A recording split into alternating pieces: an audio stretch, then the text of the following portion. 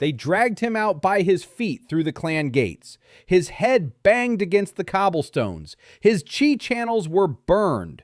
The blade he had been proud of for 4 years is now in the hands of a bloodthirsty incompetent. The enemy spat and said the dogs would devour it. But in the ditch by the roadside, Liang Wei did not weep. He was calculating. And now imagine how it was before that. The blade sang. 4 years of fire, sweat, and sleepless nights condensed into a note of pure metal. Liang Wei ran his hand over the blade. The scanner on the wall flashed. 427. Superior bronze. The Liao clan's certification record in 40 years. He exhaled for the first time in 4 years. Beside him, a cheap clay teapot was cooling, and a half-eaten roll lay nearby. His mother had slipped it into his sleeve before dawn. She said it was for good luck. Liang Wei smiled. Luck isn't necessary for someone who has worked harder than anyone else. And then the workshop door opens. Liao Zihao enters, third cousin of the clan chief, a mediocrity who failed this very exam 3 times and returned 3 times with a new set of tools financed by the family's gold. Behind him, 2 elders in ceremonial robes. And behind the elders, the clan chief himself, Liao Jinhua. Liang Wei lowers his eyes. That is how it should be. An apprentice does not look at the chief first. Zihao walks past him as if he were a wall. He grabs the blade with his own hands. He spins it. He runs his finger along the edge and doesn't even cut himself because he holds it like a dead man. No real blacksmith would handle steel like that. Zihao turns to his uncle and smiles. He says his evaluation work is finally ready, that he is satisfied with the result. The elders nod at the same time, in unison, as if they had rehearsed that nod beforehand. And that is when, inside Liang Wei, something breaks. Not from pain, but from understanding. He realizes everything in a second. The blade he forged over 4 years. The record of 427 stars. None of it was ever his. All of it, from the very beginning, belonged to the blood heir. The chief looks at Liang Wei with empty eyes.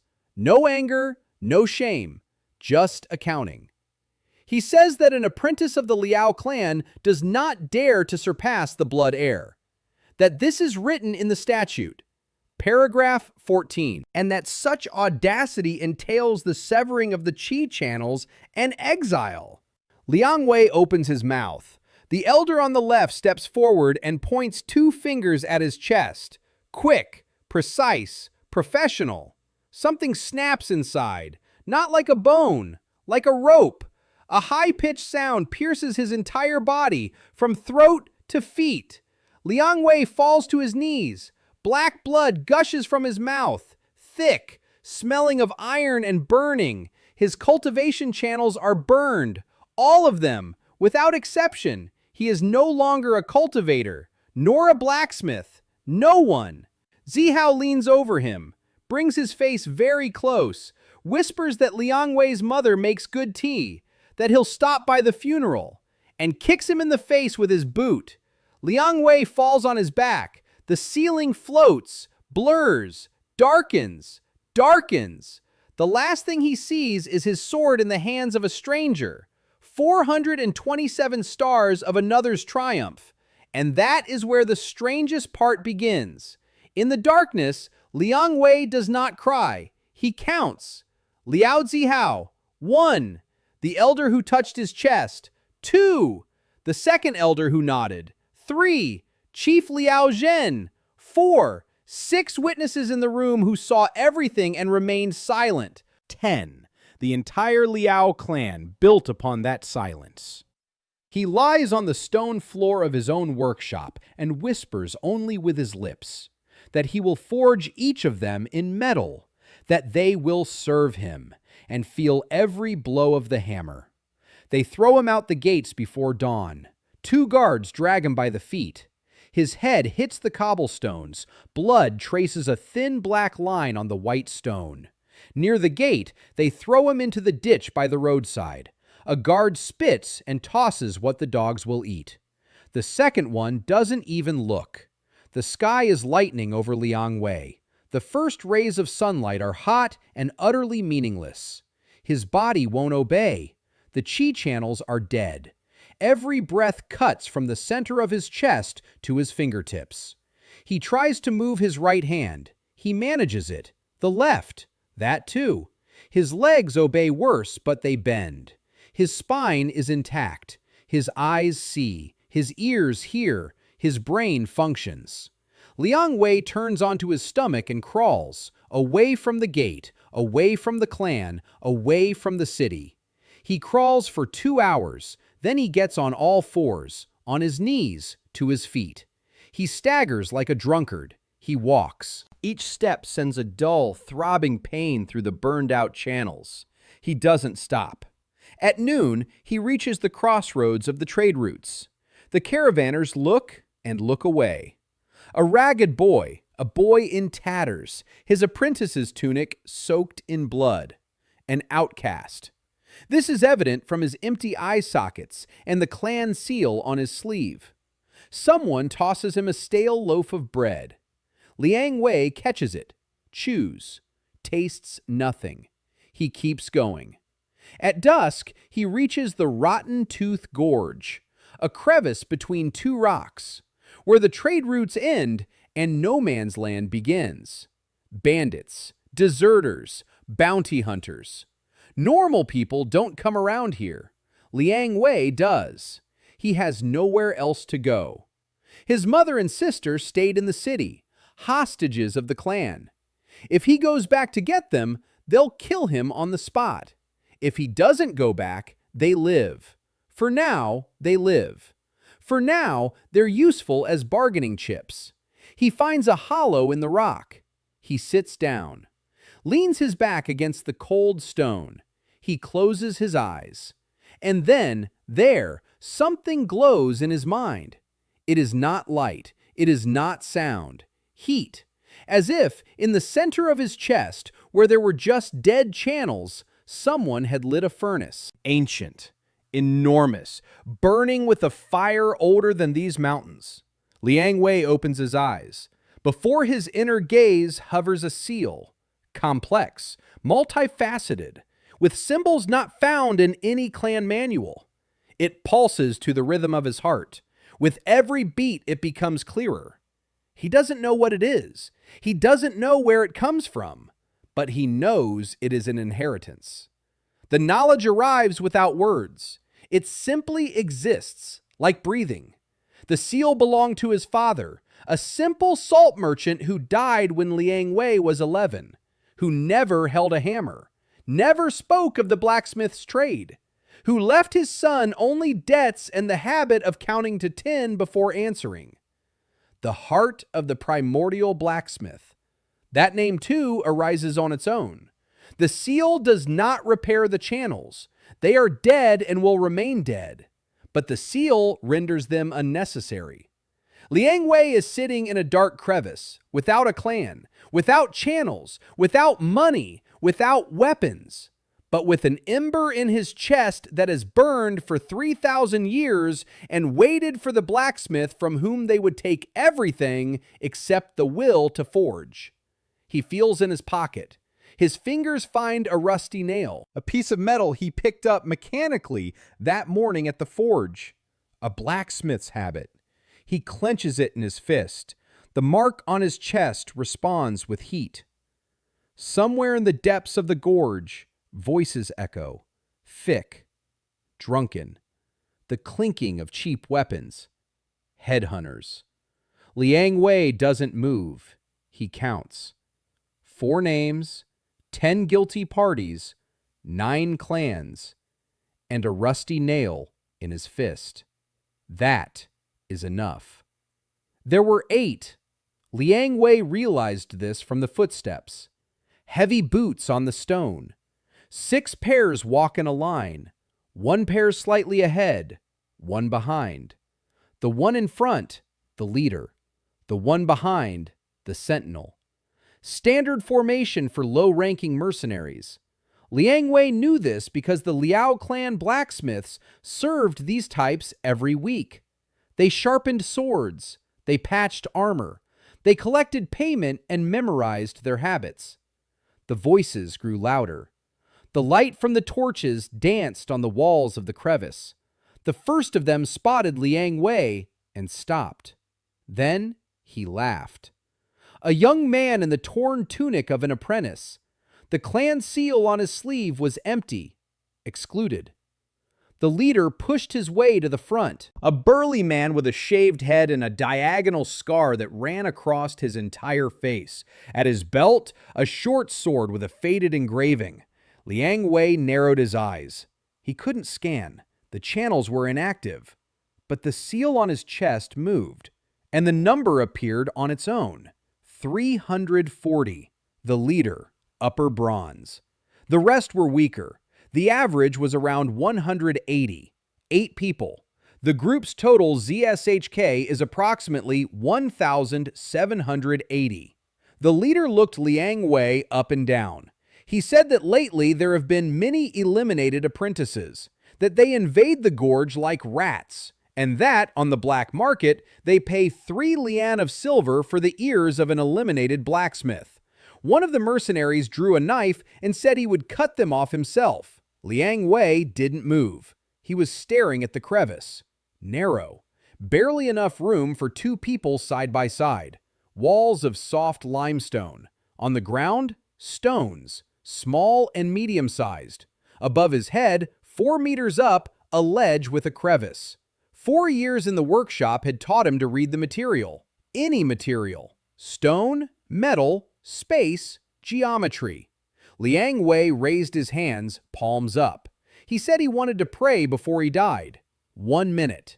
The boss snorted. He nodded. 1 minute he could grant. Liang Wei stood up. Slowly, he swayed. He took a step toward the wall. A second. He bowed as if paying his respects. His right hand slid down and picked up a long, thin fragment of stone from the floor. His left already held a rusty nail. For 4 years he had worked with wire and rope. He forged lines for trapping devices. He wove nets with metal wires as thin as a strand of hair. His hands remembered everything. The channels are dead. The hands are alive. In 30 seconds, while the boss picked at a tooth with his fingernail, Liang Wei stretched 3 strands. The first, from the stone on the left wall to the ledge on the right, at ankle height. The second, from the crack in the ceiling to the heavy stone on the floor. 1 tug and the stone will break the support. The third, from the rusty nail to the stone fragment. The tension is so great that if it snaps, the nail will fly like a crossbow bolt. Where did the threads come from? He took them from his own tunic. The fabric of the Liao clan workshop's clothing is sewn with steel fibers, protection against sparks. Every apprentice carries 50 meters of the thinnest thread with them and doesn't even know it. Liang Wei knew. He was done. He straightened up. He turned to the hunters. The leader said time was up. Liang Wei nodded and took a step back. The first mercenary stepped forward and caught his foot in the bottom wire. He fell face first onto the rocks. The second one tripped over the first. The third tried to step over him and took a flying nail to the throat. The rusty iron pierced him right between the collarbones. The mercenary let out a grunt. He fell. Liang Wei felt the seal on his chest light up. A heat ran through his body, from his heart to the palms of his hands. Something trickled out. It wasn't blood. It wasn't chi. It was something else. The dying enemy's life energy gushed into the seal like water into a funnel. A number appeared before his inner vision. 165. The mercenary with 165 HP was dying slowly. The nail didn't kill him instantly, and the seal absorbed everything. 60% in case of a quick death, up to 95% in case of a slow death. This one was dying slowly. 156 units flowed into the blacksmith's reserve. Liang Wei snapped the second wire. Balloon collapsed from the ceiling. It crushed the fourth mercenary completely, and the fifth up to the waist. The fourth died instantly. ZSHK 175. 105 went to the reserve. The fifth screamed and tried to break free. He was dying slowly. ZSHK 190. 178 points went to the reserve. Panic. The three remaining soldiers and the leader. The sixth ran off to the back. The seventh cowered against the wall. The eighth drew his sword and slashed randomly in the dark. Liang Wei was already by the wall. He leaned against the stone. He let the blade pass close to his ear. He grabbed the eighth by the wrist with both hands and pulled him toward him. He turned him around. He shoved him against the seventh. Both fell. Liang Wei picked up the sword. Heavy, poor balance, cheap iron, but sharp. 2 strikes. The seventh and eighth stopped moving. ZSHK 170 and 185. Slow death. The reserve grew. The sixth ran to the bend in the crevice. There the third trap awaited him. A wire at neck height. He was running fast. The wire was thin. The result was predictable. VH 195. Instant death. 117 went to the reserve. The leader remained. ZSHK 340. He stood in the middle of the crevice. Around him 6 of his men lay fallen. The seventh was gasping for breath beneath a rock. The torch flickered out on the ground. The leader slowly drew a short sword. He scanned Liang Wei out of habit. The number did not appear. 0. No channel. A void. The leader bared his teeth. He said that a rat without a channel had killed 6 with cunning, but that cunning would not replace Qi, that he would cut him in half and sell the 2 halves separately. Liang Wei remained standing in place. In his hand was a cheap sword. On his chest, the seal burned like a furnace. His reserve exceeded 700. The fifth mercenary under the rock was still writhing in agony and slowly losing energy. The leader attacked. Quickly, professionally. The bronze rank is no joke. Speed twice that of an ordinary person. Strength 3 times greater. Liang Wei had no way to compete. A body without Qi channels is not reinforced by anything. He is an ordinary man. But an ordinary man who spent 4 years at the anvil, 16 hours a day, whose hands are faster than those of any warrior because a blacksmith's hammer is heavier than a sword. Liang Wei dodged the first blow. He parried the second. He let the third pass. The blade sliced his left shoulder down to the bone. The pain exploded into a white blur. Liang Wei took a step into the gap, right up close, where the short sword is useless, and he slammed his forehead into the leader's nose. A crack. Blood. The leader staggered back. Liang Wei plunged his cheap sword into his thigh, twisted it, pulled it out, plunged it again into his abdomen. The leader fell to his knees. His eyes were wide open. He didn't understand. A cripple without a channel had just killed him. Not with Qi skill, not with an artifact, with his own hands and rusty steel. The leader took a long time to die. 3 minutes. ZSHK 340. The slow death yielded 312 points. Reserve 1,640. Liang Wei sat on the ground next to the body. His shoulder was bleeding. His head was spinning. His hands were shaking. But the seal on his chest glowed with a steady heat. He looked at the rusty nail, that very one. It had entered the first mercenary's throat and exited through his back. A piece of rusty metal covered in blood. Liang Wei reached out and picked it up. The seal responded. Reserve 1640. 1-to-1 conversion. 1,640 reserve units will transform into the ZSHK 1,640 artifact, silver grade. He closed his eyes. He clenched the nail in his palm and began to forge. No anvil, no hammer, no forge, The heat from the seal passed through his palm to the metal. The nail became incandescent. It darkened. It began to change shape. It lengthened. It thinned. It gained a blade. It gained balance. It gained a weight that Liang Wei felt was ideal because it was his weight, his artifact, his first. When he opened his eyes, there was a black dagger in his hand, a blade the length of a palm, metal as dark as a starless night sky. ZSHK 1640, silver grade, made from a rusty nail. From behind the rock at the entrance to the crevice, a soft noise was heard. Something fell to the ground.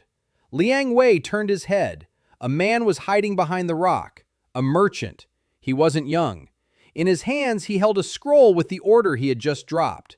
The merchant looked at the black dagger, then at Liang Wei, then back at the dagger. His lips moved, but the sound didn't come out immediately. He whispered that this was impossible, that an apprentice without channels could possess the silver. Liang Wei looked at the merchant, then at the dagger, then at the 8 bodies in the crevice. Somewhere, far away, beyond the mountains, in the capital, Liao Zihao now slept in silk beds with the stolen blade on the wall. Liang Wei gripped the dagger's hilt. Cold steel. This is only the beginning. The merchant did not flee. It was the first thing Liang Wei noticed. The man who had just seen a cripple without a channel kill 8 people and forge a silver artifact from a nail didn't run away. He was behind a rock, watching. Eager eyes, not out of fear, out of calculation. Liang Wei stood up. His left shoulder was numb. Blood soaked his sleeve up to his elbow and dripped from his fingers onto the rock. He pressed his right hand against the wound and looked at the merchant. The merchant was short, skinny, around 50 years old. He wore a thick woven traveling cloak. At his belt, a pigskin pouch and a knife for sharpening calligraphy brushes. He was no warrior. He was no cultivator. Just a merchant. But Liang Wei's seal sensed something more. Around the merchant's neck, beneath his collar, hung a medallion. Small, discreet. With the symbol Liang Wei had once seen in the Liao clan archives, a scratched anvil, the symbol of the artifacts, the only economy outside the control of the 9 clans. The merchant caught his gaze. He pulled his collar up. Too late. Liang Wei had already seen it. He said he needed a bandage and food, and that he was willing to pay. The merchant asked, with what? Liang Wei nodded toward the bodies. Each mercenary was armed, with metal. The merchant fell silent. Then he nodded. An hour later, they were sitting around the campfire on a flat rock above the crevice. The merchant bandaged Liang Wei's shoulder with a strip of cloth and applied an ointment that smelled of pine needles and something bitter. The pain subsided. It didn't disappear, but it receded into the background. The merchant introduced himself as Ho Len. He said he had been traveling this route for 3 years. He transported small goods from the southern provinces to the capital and back. Liang Wei ate rice with dried fish and remained silent. He was waiting for a question. The question came. Ho Len asked how the channelless apprentice had created a silver artifact without a furnace and without qi. Liang Wei said that was his business. Ho Lian nodded. Then he took a small crystal out of his pouch, transparent, with a murky spark inside. A scanner. Not belonging to any clan, from the black market. Rudimentary in construction, but functional. He pointed the crystal at Liang Wei's dagger. The crystal flashed and displayed a number, 164-0. Ho Lian stared at the number for 10 seconds. Then he put the crystal away. His hands didn't tremble, but his voice grew quieter. He said that an artifact like that cost at least 500 gold liang on the black market. That, with 500 liang of gold, one could buy a property in the province, or hire a group of mercenaries for 6 months. Liang Wei said he didn't need money. He needed information. Where the Liao clan's patrols were currently in the province, how many there were, what their routes were, what the average ZSHK was. Ho Lien narrowed his eyes. He asked why a fired apprentice would need to know the patrol routes. Liang Wei looked him in the eye. He said a single word. Hunt. Ho Lien was silent for a long time. The campfire crackled. The night sky over the gorge was clear and filled with stars that cared about nothing. Then the merchant spoke. He said that the Liao clan maintains 4 patrol squads in the southern province, 10 men in each. The average ZSHK of the fighters is 200 to 350. The commanders, 500 to 700, silver ranked. They patrol the trade routes and collect taxes from independent blacksmiths. The routes change every week, but they always pass through 3 points: the Red Clay Bridge, the Sleeping Ox Pass, and the village of Kantuo, where the clan's transshipment depot is located. Liang Wei memorized it, every word, every number. He asked about the nearest patrol. Ho Lin said that a detachment of 10 men under Liao Feng's command was scheduled to pass the Red Clay Bridge the morning after tomorrow. Liao Feng, ZSHK 680, silver, distant relative of the chief, famous for having burned down a village of solitary blacksmiths 3 years ago because one of them forged a level 120. Above bronze, law of the 9 clans. No one outside the clan forges above bronze. Violators are burned along with their families. Liang Wei finished drinking the water. He set the empty cup down on the stone. He asked Ho Lien how much he would charge for a steady stream of information. The merchant quoted the price: 1 bronze-level artifact per month. Liang Wei said it was expensive. Ho Lien said that information that saves lives is never expensive. Liang Wei smiled, for the first time since the moment of the betrayal. He stood up. His shoulder throbbed, but it was bearable. The dagger hung at his belt in a makeshift sheath made from a piece of leather torn from the dead boss's boot. AZSHK 1640 on the belt of a marginalized cripple. An absurdity that no one in this world could yet explain. He set out at dawn. Ho Lien watched him leave and touched the black market medallion beneath his collar. Then he took a small notebook from his pocket and began to write. Liang Wei was walking south, toward the Red Clay Bridge, a 2-day journey. He walked and thought. Patrol, 10 men, average ZSHK of 250. Commander with 680. Total loot, if killing all with maximum conversion, approximately 3,200 units, plus the current reserve of 0. The dagger with a ZSHK of 1,640 can be reforged. A gives a 15% bonus on reforging. If we add 3,200 to 1,640 and multiply by 1.15, the result will be approximately 5,566. Gold tier artifact. That is, everything goes perfectly. It won't be perfect.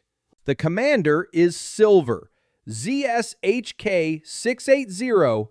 This isn't a bunch of ragged soldiers in the gorge. This is a trained warrior with a clan artifact. Liang Wei needs to be smarter. He needs to be more precise. He needs to use what he has. The bridge. He's a blacksmith. He knows the bridge. He knows the stone. He knows the metal. He knows how they break. He knows where the crack is. He knows where to strike so the structure collapses. 4 years at the anvil and a lifetime in the workshop have taught him one thing. Everything breaks. Everything. You just have to know where. He reached the bridge in the late afternoon of the second day. The Red Clay Bridge, a stone arch over a deep gorge, 12 meters long, 6 meters above the water, built 200 years ago and never repaired. Liang Wei climbed down under the bridge and examined the pillars. He ran his fingers over the stone. He found 3 weak spots, cracks caused by time, erosion caused by water. One of the pillars stood only by the force of tradition and custom. He worked all night. He weakened 2 more spots. He prepared the third so that a single well-aimed blow would bring down the entire structure. Then he climbed up. He found a position on the rock above the bridge. He checked the angles. He checked the distances. He checked the wind direction. He lay down on the rock and waited. The ZSHK-1640 dagger was by his side. The black metal did not reflect the stars. It absorbed them. Somewhere in the capital, Liang Wei's mother is not sleeping right now. She is sitting by the window and looking out at the street. She waits. She doesn't know what for. Her younger sister sleeps beside her. She is 12 years old. She doesn't know that her brother has been eliminated. They told her he had left for an internship. Liang Wei was lying on a rock, clutching the dagger. He whispered 4 names with just his lips.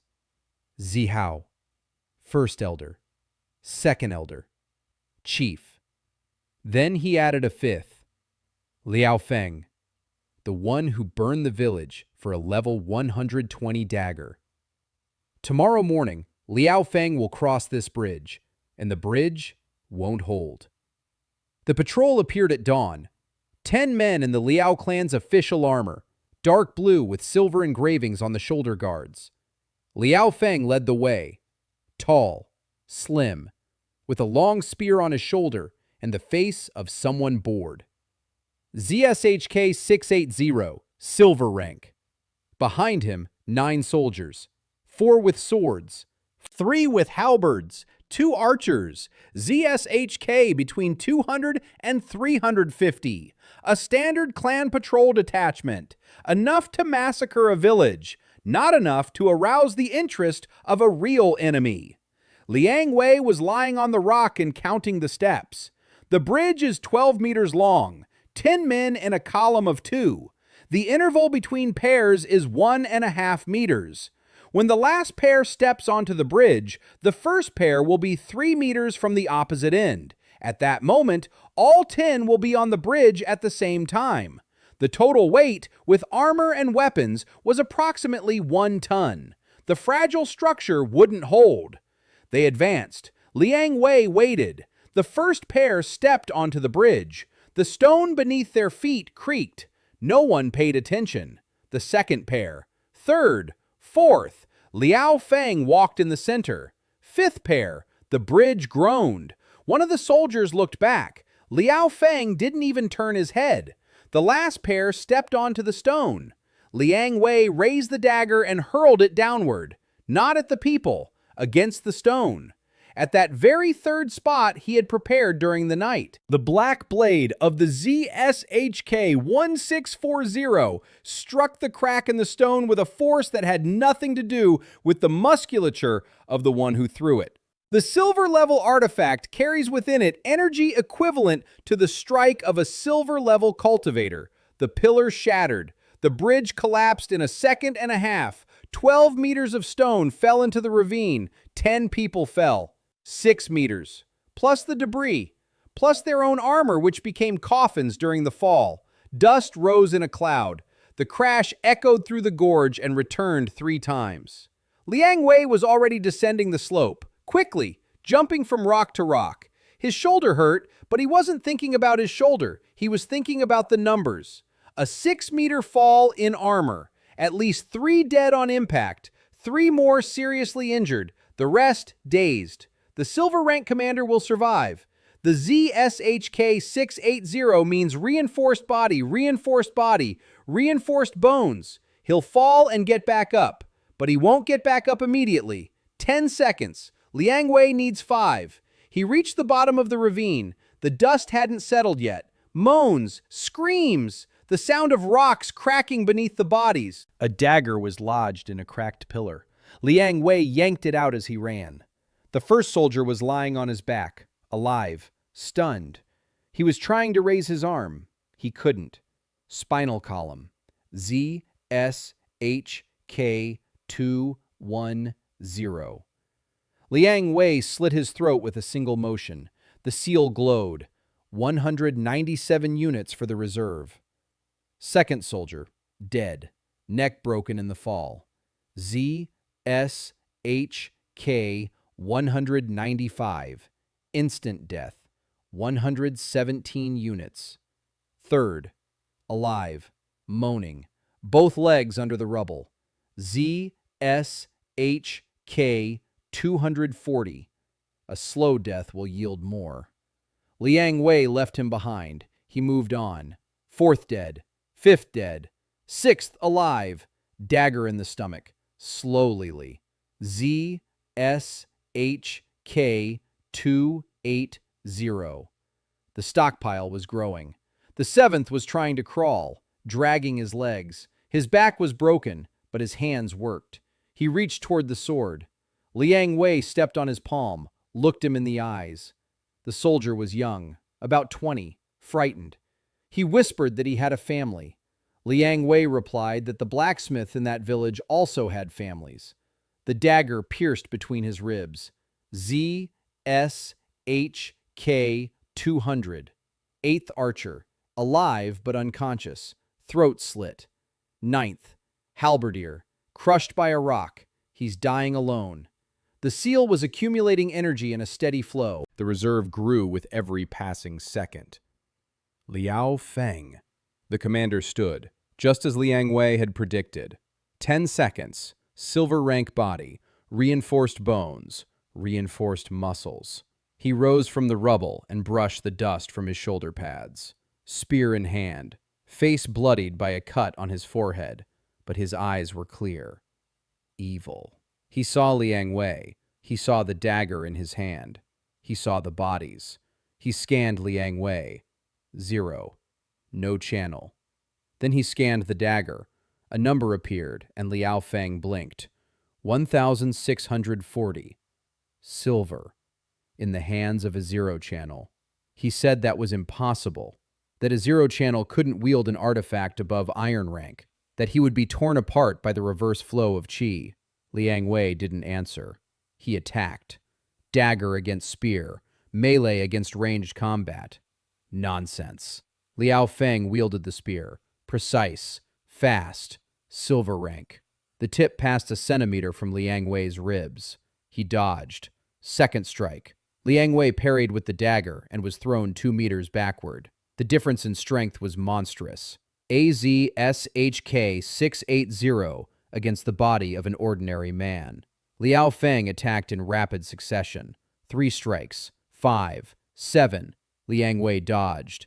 He retreated. He stumbled over the rubble. He took a cut to the thigh, a cut to the forearm. Blood was flowing. Liao Feng was in no hurry. He realized the enemy was physically weak. He was toying with him. He was enjoying it. He said he recognized the robe, the expelled apprentice, the one whose blade had been taken by the young Lord Zihao. He said that Zihao had boasted about that blade at the banquet 3 days ago. Liang Wei stopped. He stopped retreating. His eyes changed, not out of anger, out of calculation. Liao Feng attacked. The spear flew toward his chest. Liang Wei didn't dodge. He took a step forward. The spear pierced his left shoulder, the one that was already wounded. The tip came out through his back. Liang Wei exhaled through clenched teeth. Then, with his left hand, he grabbed the spear shaft and squeezed it. He held it tight. Liao Feng pulled. The spear didn't move. A cripple without a channel, with a spear in his shoulder, held the silver warrior in place. Not by qi, not by strength, by pain. The pain became an anchor. Liang Wei thrust the dagger into his throat from bottom to top. ZSHK 680. Liang Wei didn't let him die quickly. He twisted the blade. He took a step back. He yanked the spear from his shoulder. Blood gushed out, his own and the other man's. Liao Feng was on his knees. He clutched his throat with both hands. Blood dripped between his fingers. He looked at Liang Wei and tried to say something. He couldn't. Liang Wei looked him up and down. He said that in the village Liao Feng had burned down 3 years ago lived a blacksmith who had forged a level 120 knife, and that this blacksmith had also been on his knees when the village was set ablaze. Liao Feng fell face first onto the rocks. ZSHK 680. Slow death. 95% conversion. 646 units in reserve. Reserve, 2,876.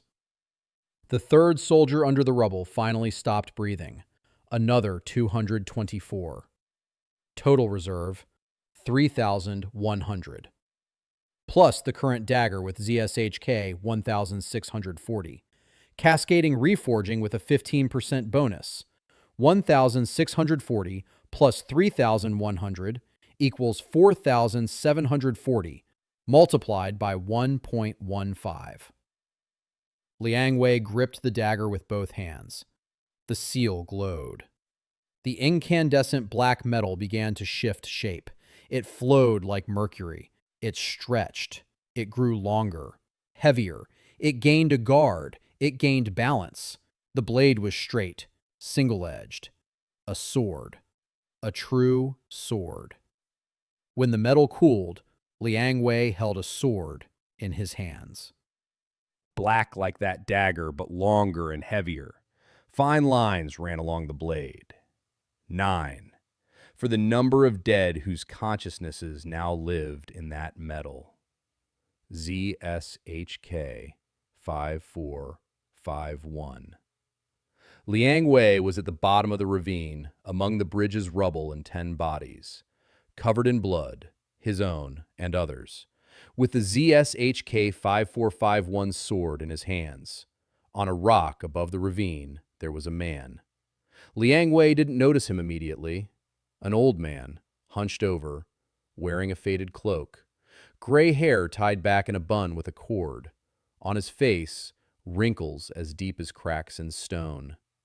The old man looked down at Liang Wei, at the sword, at the bodies. His lips moved. He whispered a word over and over. Impossible.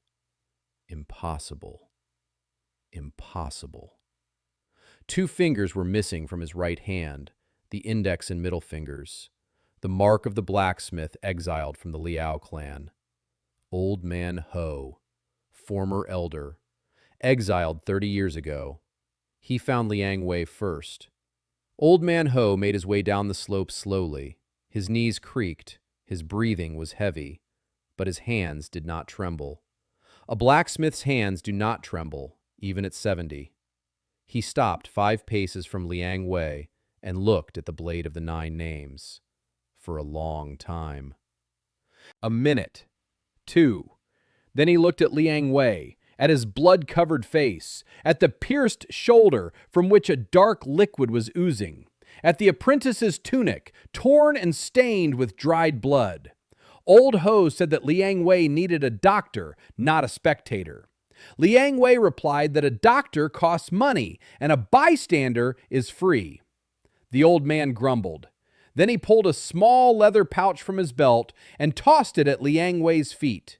Inside were dried herbs, from the mountains, wild, the kind that grow above the clouds, where the air is thin and pure. Liang Wei knew these herbs. The blacksmiths of the Liao clan used them to treat burns after working in the forge. He picked up the pouch. He chewed a handful. Bitterness flooded his mouth. He applied the chewed paste to his shoulder. The pain surged and subsided. The bleeding stopped. Not instantly, but quickly. Old Ho watched. Then he sat down on a rock. His knees creaked again. He said that 30 years ago, the head of the Liao clan, Zhenhua, was young and impetuous. That he had taken office after his father's death and, as his first act, eliminated everyone who might challenge his power. 7 elders were executed. 3 were expelled. Old Ho was one of the 3. They cut off 2 fingers from his right hand, the index and middle fingers, the fingers with which a blacksmith holds the tongs.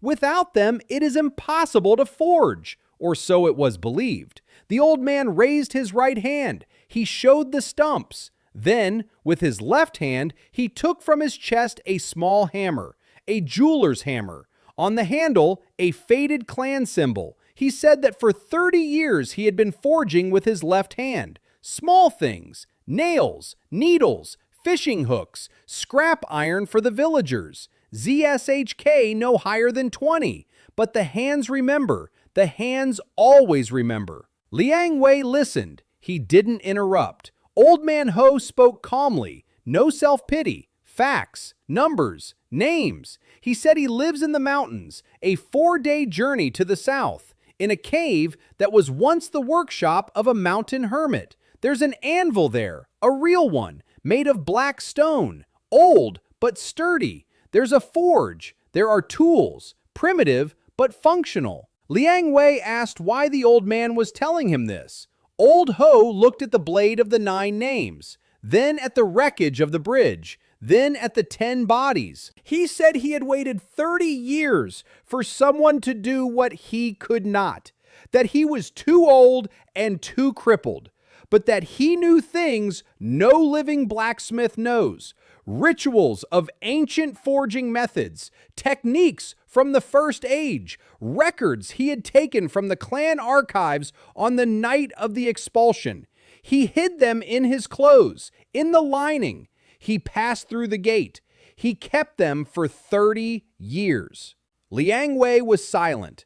The seal on his chest pulsed steadily. Heat, not intense heat, a calm heat, as if he recognized something in the elder's words.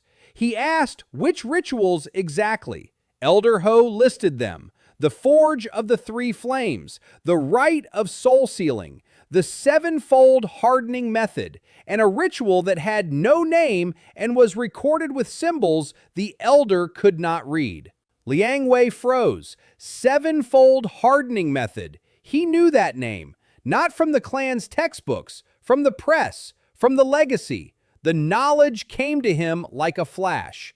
The 7-fold hardening is an ancient cascading forging technique. The artifact is reforged 7 times, with the addition of new material each time. A 15% bonus with each reforging, up to the 7th. After the 7th, the bonus resets to 0. But if the correct ritual is used, the 7th reforging does not yield 0, but rather a leap, doubling. Liang Wei understood 2 things. First, Old Man Ho did not end up here by chance. He was watching the clan patrols, the roads. He waited, and he saw. Second, the old man's ancient records, they aren't just knowledge. They are the key to the seal's maximum effectiveness.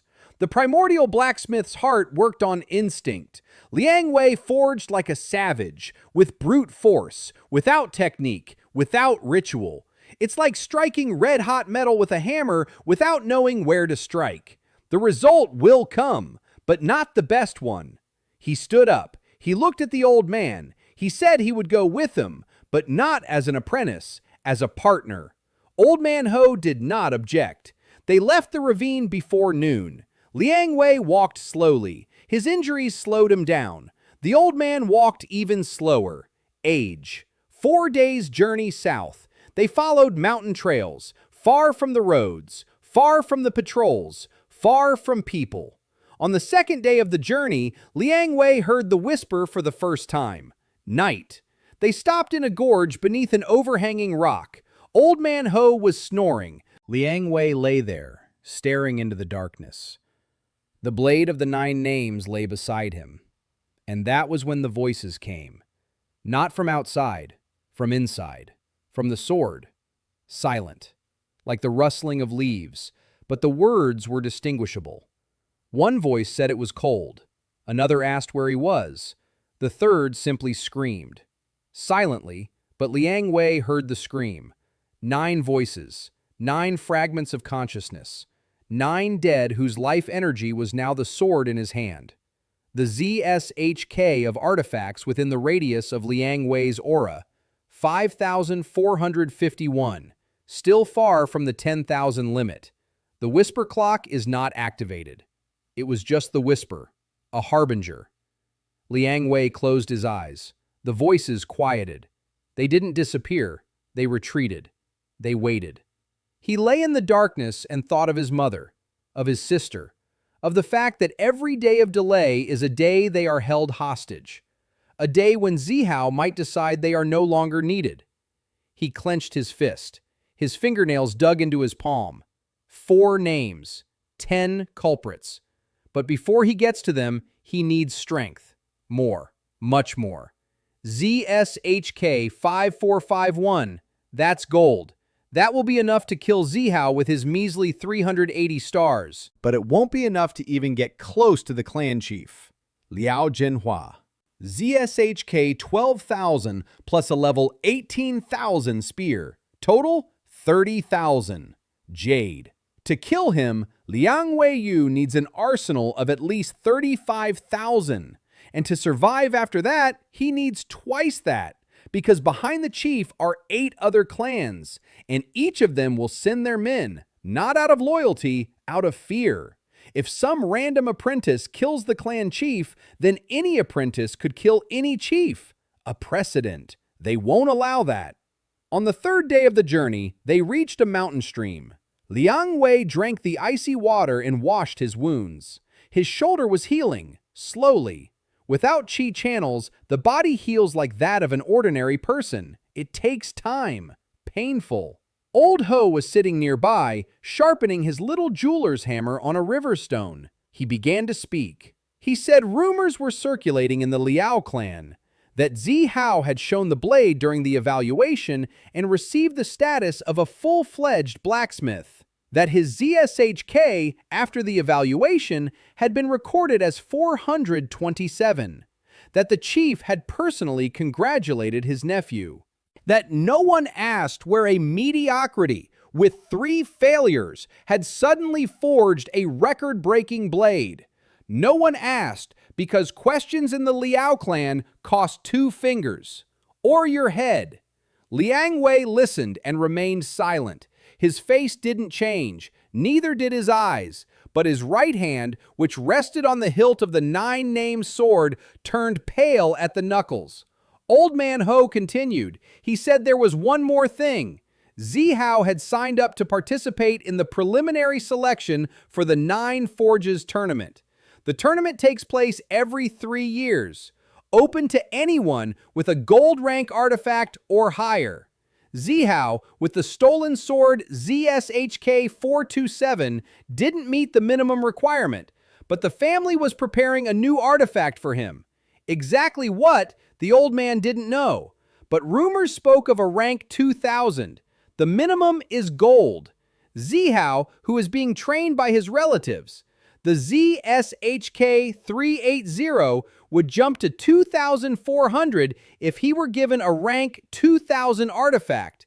That would be enough to pass the selection. Liang Wei stood up.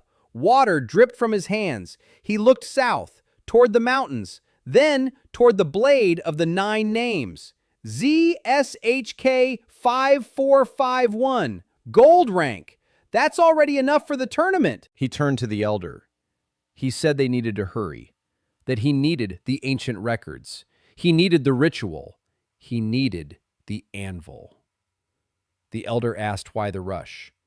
Liang Wei answered simply. He said that Zihao would go to the tournament with someone else's sword and someone else's strength, and that he, Liang Wei, would go to the same tournament with his own. On the 4th day, they reached the cave. The entrance was hidden behind a waterfall, a narrow passage in the rock, then a widening, then a hall, large, dry, with a high ceiling from which tooth-like stone protrusions hung. In the center, an anvil, black, made of a stone Liang Wei did not recognize. It wasn't iron, it wasn't granite, something ancient. The seal on his chest lit up when he saw the anvil. A warmth spread from his heart to the palms of his hands. Liang Wei approached. He touched the surface with his hand. The stone was hot, alive. It pulsed to the rhythm of his heart. Old Ho stood to the side, watching. His eyes were wide open. He said the anvil was cold, that it had always been cold. For 30 years he had worked on it, and the stone had always been like ice. Liang Wei withdrew his hand. The anvil continued to pulse, just for him. The heart of the primordial blacksmith recognized his tool. He turned to the old man. He said it was time to begin. Where were the records? The old Ho took a rolled-up leather case from a hiding place in the wall. He unrolled it. Inside were 4 scrolls, yellowed by time, fragile. The symbols on them were small and clear. 3 scrolls in the language of the Liao clan. The 4th in a language the old man did not know. Liang Wei picked up the 4th. The seal reacted. The symbols on the scroll glowed blue and rearranged themselves. Liang Wei read. His face remained impassive, but his hands trembled. He said it was not merely a ritual. It was an instruction.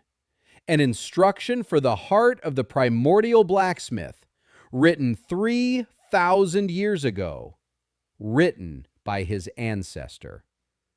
Old Man Ho sat down on a rock, heavy. His face turned gray. He whispered that he had stolen that scroll from the clan chief's sealed vault, that the vault's lock was jade level, that it took him 2 years to open it, and that Chief Liao Zhenhua still doesn't know the scroll is missing, because the chief can't read it. No one can. Except the heir of the primordial blacksmith. Liang Wei held the scroll and felt the seal on his chest burn more intensely than ever. Instructions, complete, detailed, every aspect of the seal, every method, every restriction, and, at the end, a line that sent a chill down Liang Wei's spine. The line stated that the bearer of the primordial blacksmith's heart is the only being capable of destroying the living artifacts, the very foundations upon which the 9 clans stand. And that the 9 clan chiefs know this. They have always known. For 3,000 years they have hunted the lineage of the primordial fire. They cut it down branch by branch, generation after generation. Liang Wei placed the scroll on the anvil. The stone welcomed it, absorbed it. The symbols emerged on the surface of the anvil like a tattoo. Forever. He looked at the elder, then at the cave, then at his own hands. At the hands that yesterday were the hands of an exiled apprentice, and today had become the hands of the last blacksmith of the ancient lineage that 3,000 years ago was hunted by the entire world. Somewhere far away in the capital, the Liao clan didn't even know that the hunt had been reversed, that the prey had become the hunter. Liang Wei placed the sword of the 9 names on the anvil next to the scroll. ZSHK 5451. Gold. Little. Catastrophically little. But this is only the 2nd reforging. There is still a long way to go before the 7th, and with each reforging, the blade will grow. And after the 7th, if the ritual is correct, a doubling will occur. He raised his eyes to the cave ceiling, to the tooth-like stone protrusions, and spoke only with his lips. Zihao. Soon. Liang Wei hadn't slept in 3 days. The scroll on the anvil glowed faintly and evenly. The symbols appeared one after another. The seal on his chest read them and transmitted the knowledge directly to his brain. Not with words, with images, with sensations, as if someone had placed in his hands tools he had never held before, and his own hands knew what to do with them. Old Ho brought food, rice, dried meat, mountain water. He placed it at the entrance and left. He didn't get in the way. He saw Liang Wei's eyes. In them burned the same fire that blazed on the anvil. At the end of the 3rd day, Liang Wei stood up. He approached the forge. He lit the fire. Old Man Ho appeared at the cave entrance and froze. Liang Wei placed the blade of the 9 names on the anvil. ZSHK 5451. Gold grade. Second artifact, second form. The scroll gave him the understanding he had been missing. The cascading forge is not merely a remelting with the addition of the reserve, it is a dialogue with the consciousnesses within the metal. 9 fragments, 9 voices. Each one remembers who it was. It remembers its ZSHK. It remembers the moment of death. During the reforging, one must not suppress them, but rather organize them, like notes in a chord. If 2 consciousnesses come into conflict, the metal will crack. If they are in harmony, the metal will compact.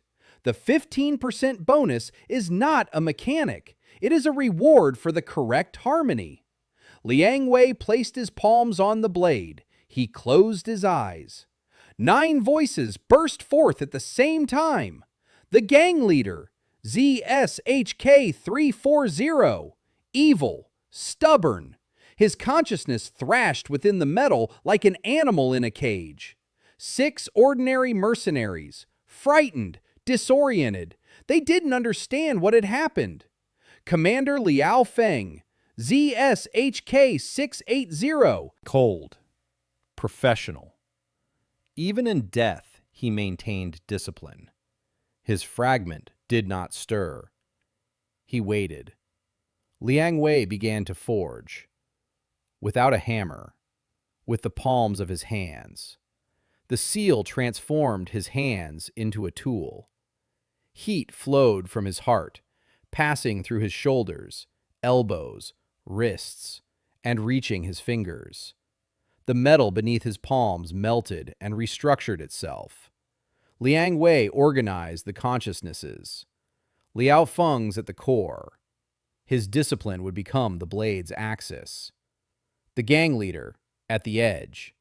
His fury would become the edge. The 6 rank-and-file soldiers in the body of the blade. Their fear would become the flexibility. The metal could not resist. The metal sang. Old Ho was leaning against the wall, watching. His left hand gripped the jeweler's hammer so tightly that the knuckles turned white. He was witnessing the impossible. A young man without a channel was forging with his own hands on an anvil that had been a lifeless stone for 30 years. The anvil pulsed red. The forge blazed without fuel. The air in the cave grew thick and heavy. An hour passed. 2. 5. Liang Wei did not stop. Sweat streamed down his face and dripped onto the metal. Each drop hissed and evaporated. The wound on his shoulder opened. Blood ran down his arm to the blade. The blade absorbed it. It did not reject it. It accepted it. At dawn, it was all over. Liang Wei withdrew his hands from the forge and took a step back. The blade rested on the black stone. The same, yet different. Longer in the palm of his hand. Already lighter. The 9 lines on the blade had grown deeper and taken on color, reddish like clotted blood. The hilt had changed, covered in small scales of the same black metal. Comfortable, as if it had been molded for Liang Wei's hand. Because that was exactly what had happened. The seal displayed a number, ZSHK6268. The 15% remelting bonus fit perfectly. Old Man Ho approached. He took out his black market scanner. He pointed it at the blade. The crystal flashed. A number. 6268. The old man dropped the scanner. He slammed it onto the stone floor, and it shattered. Old Man Ho didn't even notice. He stared at the blade, and his lips trembled.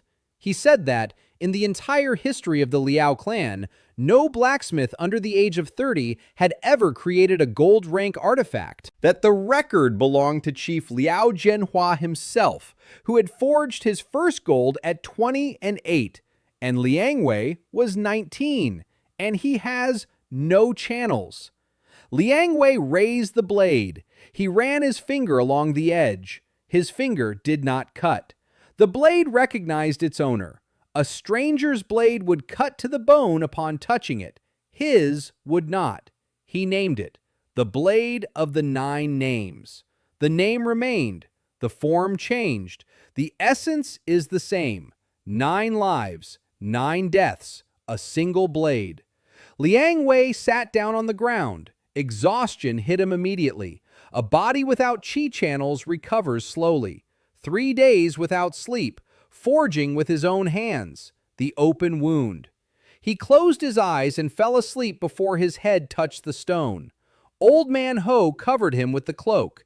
Then he sat down beside him and stayed there until nightfall, watching over him. Liang Wei woke up in the darkness, not on his own. A sound woke him. Footsteps, outside, behind the waterfall, several pairs of feet, heavy, in boots. He grabbed the blade and ran to the wall. Old Man Ho was already at the entrance, leaning against the rock, placing his finger to his lips. Silence. Then a voice, rough, commanding. Someone ordered them to set up camp by the waterfall, rest until dawn, then continue the search. Liang Wei approached the crack in the wall. He looked out. A detachment was positioned by the waterfall. 12 men. It wasn't a patrol. Others. Armor that wasn't from the Liao clan. Black. No symbols. No clan seals. On their belts, short swords and throwing knives. Mercenaries. Professionals. Liang Wei assessed. The seal suggested approximate numbers. 10 fighters. Average ZSHK between 400 and 600. Silver. The commander. A tall woman with a shaved temple and a scar on her right cheek. ZSHK around 1,200. Also silver, but at the upper limit. Almost gold. And one more. Off to the side. Sitting on a rock, separated from the others. Young. Around 25 years old. Broad shoulders. With 2 swords on his back. Serene face. Confident. ZSHK 4000. Gold rank. Liang Wei clenched his teeth. They weren't random mercenaries. They were hunters. The Hall of 1,000 Blades. An independent guild of assassins. Silver and gold. Someone had hired them. Someone who knew Liang Wei was alive. Old Man Ho tapped him on the shoulder. He whispered that they were looking for Liang Wei. That 3 days ago, someone had found the wreckage of a bridge and 10 bodies. That the news had reached the capital, and Chief Liao Zhenhua had hired the Hall of 1,000 Blades. Liang Wei leaned against the wall. He closed his eyes. He thought. 12 people. The group's total ZSHK is approximately 10,200. The commander has 1,200. The gold-ranked fighter has 4,000. If he kills them all at maximum conversion, the reserve will increase by about 8,500 units. The smelting of the 9 names blade with the current 6,268 plus 8,500 from the new reserve with a 15% bonus, totaling approximately 16,983. Silver. No. Gold. Superior gold. Close to platinum. The problem is that a gold fighter with 4,000 ZSHK would kill him in open combat in 10 seconds. Liang Wei's body is that of an ordinary person, without no protection. The blade of 9 names with 6,268 ZSHK partially compensates. The artifact grants the owner part of its power upon contact. But Liang Wei, without channels, receives only a passive bonus. Attack boost, blade resistance, no speed, no reflexes. He thought. 1 minute. 2. 5. Then he opened his eyes. He looked at Old Man Ho. He asked if there was a second exit from the cave. The old man shook his head. 1 entrance, 1 exit, through the waterfall, past the 12 assassins. Liang Wei looked at the anvil, at the scroll embedded in the stone, at the symbols that glowed faintly in the darkness. The scroll described dozens of techniques. One of them was called forging living metal, not the creation of an artifact. The application of metal to the body, temporary, painful, but effective. A layer of artifact metal on the hands and feet. It increases the body's resistance to the level of an artifact. It lasts an hour. After that, the metal peels off. Burned skin, torn muscles, a week of immobility. But for 1 hour, the body would be as resilient as a golden artifact. Liang Wei placed the blade on the anvil. He looked at his own hands, then at the cave entrance. Behind the waterfall, 12 assassins sat, unaware that their target was 20 meters away from them. He told Old Ho not to leave, no matter what he heard. The old man opened his mouth to protest. Liang Wei looked at him. The old man closed his mouth. Liang Wei activated the technique. The seal glowed. The blade of the 9 names melted. The black metal spread across the anvil like water. Then it rose up Liang Wei's hands. The pain came instantly, as if his hands had been thrust into a forge. The metal covered his skin with a layer thinner than paper. Black, shiny. From his fingertips to his elbows. Then, further down, his feet. His shins to his knees. The metal stretched like a second skin. Liang Wei clenched his teeth. He didn't scream. He was used to pain. 4 years by the furnace, burned channels, a spear in the shoulder, pain, an old acquaintance. He raised his hands, black, shiny, hard as a golden artifact. The blade of the 9 names shrank.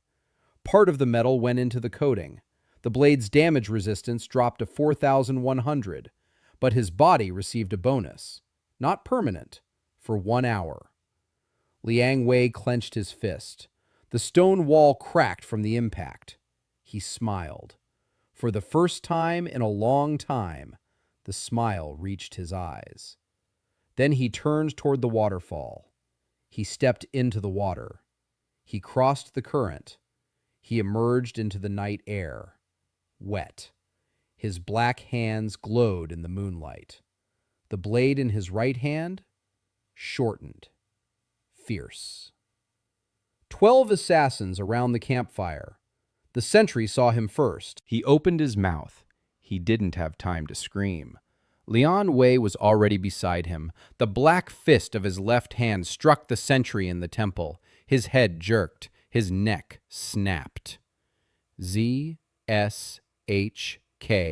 420. Instant death. 252 units for the reserve. The body fell. The second assassin turned at the sound. The blade pierced his chest to the hilt. ZSHK 510. Slow death. 478 units. Alert. A scream. The remaining 10 leaped to their feet, weapons in hand, eyes searching for the enemy. Liang Wei stood between them and the waterfall, soaked, his tunic torn, black hands and feet gleaming, blade covered in blood, 2 bodies at his feet. The commander with the shaved temple assessed the situation in a second. She shouted, "Formation! 5 in front, 3 on the sides!" The golden fighter remained seated on the rock. He watched. He had not yet entered the fight. He did not find it necessary. 1 hour. Liang Wei entered the formation. 5 attacked simultaneously, in a coordinated manner, 2 with swords, head on, 1 with knives on the left, 2 with spears on the right, silver-clad. Medium ZSHK 500. Fast. Trained. Liang Wei didn't block. He advanced toward the swordsman, between the blades, where the blow loses force because there is no momentum. Both swords slid across the black metal on his forearms. Sparks. The blades didn't pierce the coating.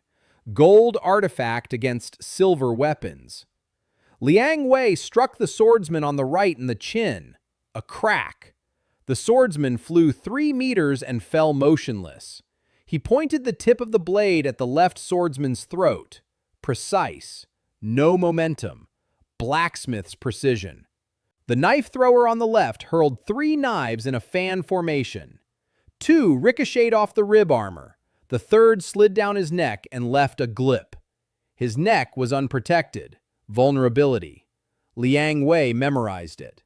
The spearmen attacked from both sides. Liang Wei crouched. Both spearheads passed over his head and collided with each other. The sound of metal.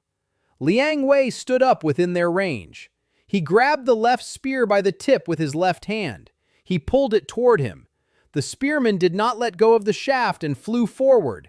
Liang Wei met him with his forehead. The second spearman swung his spear again. Liang Wei's blade sliced the spear shaft in half. ZSHK 4100 against a wooden shaft. No contest.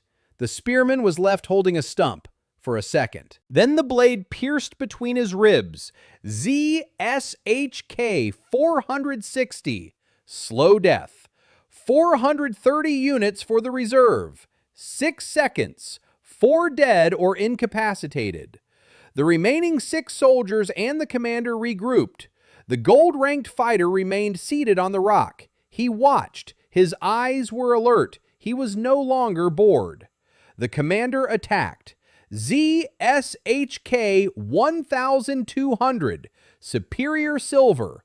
The difference compared to the rank-and-file soldiers was abysmal. Her sword moved twice as fast. Liang Wei parried the first strike. The second. He let the third pass. The blade sliced through his left thigh. Unprotected, above the knee, blood, a deep cut. The leg buckled. Liang Wei fell to his knees. The commander prepared for the final blow. Liang Wei threw a handful of dirt in her face. A dirty move, unworthy of a blacksmith, worthy of a survivor. The dirt hit her eyes. The commander flinched. For a second, Liang Wei stood up. He plunged the blade into her abdomen, twisted it, pulled it out, plunged it in again, higher up, between the ribs. The commander looked at him. Her eyes were clear. The dirt no longer obscured her vision. She saw her killer. Young, without a channel, in a torn tunic, with hands dirty with dirt, with the blade in his chest. She tried to raise her sword. She couldn't. Her hand wouldn't obey her. She fell. ZSHK 1200. Slow death. 1,128 units. The reserve was growing. The soldiers wavered. 4 remaining. They saw how, in a minute, that crippled man without a channel killed their commander and half the squad. 1 fled. Liang Wei didn't pursue him. The other 3 attacked. Desperation.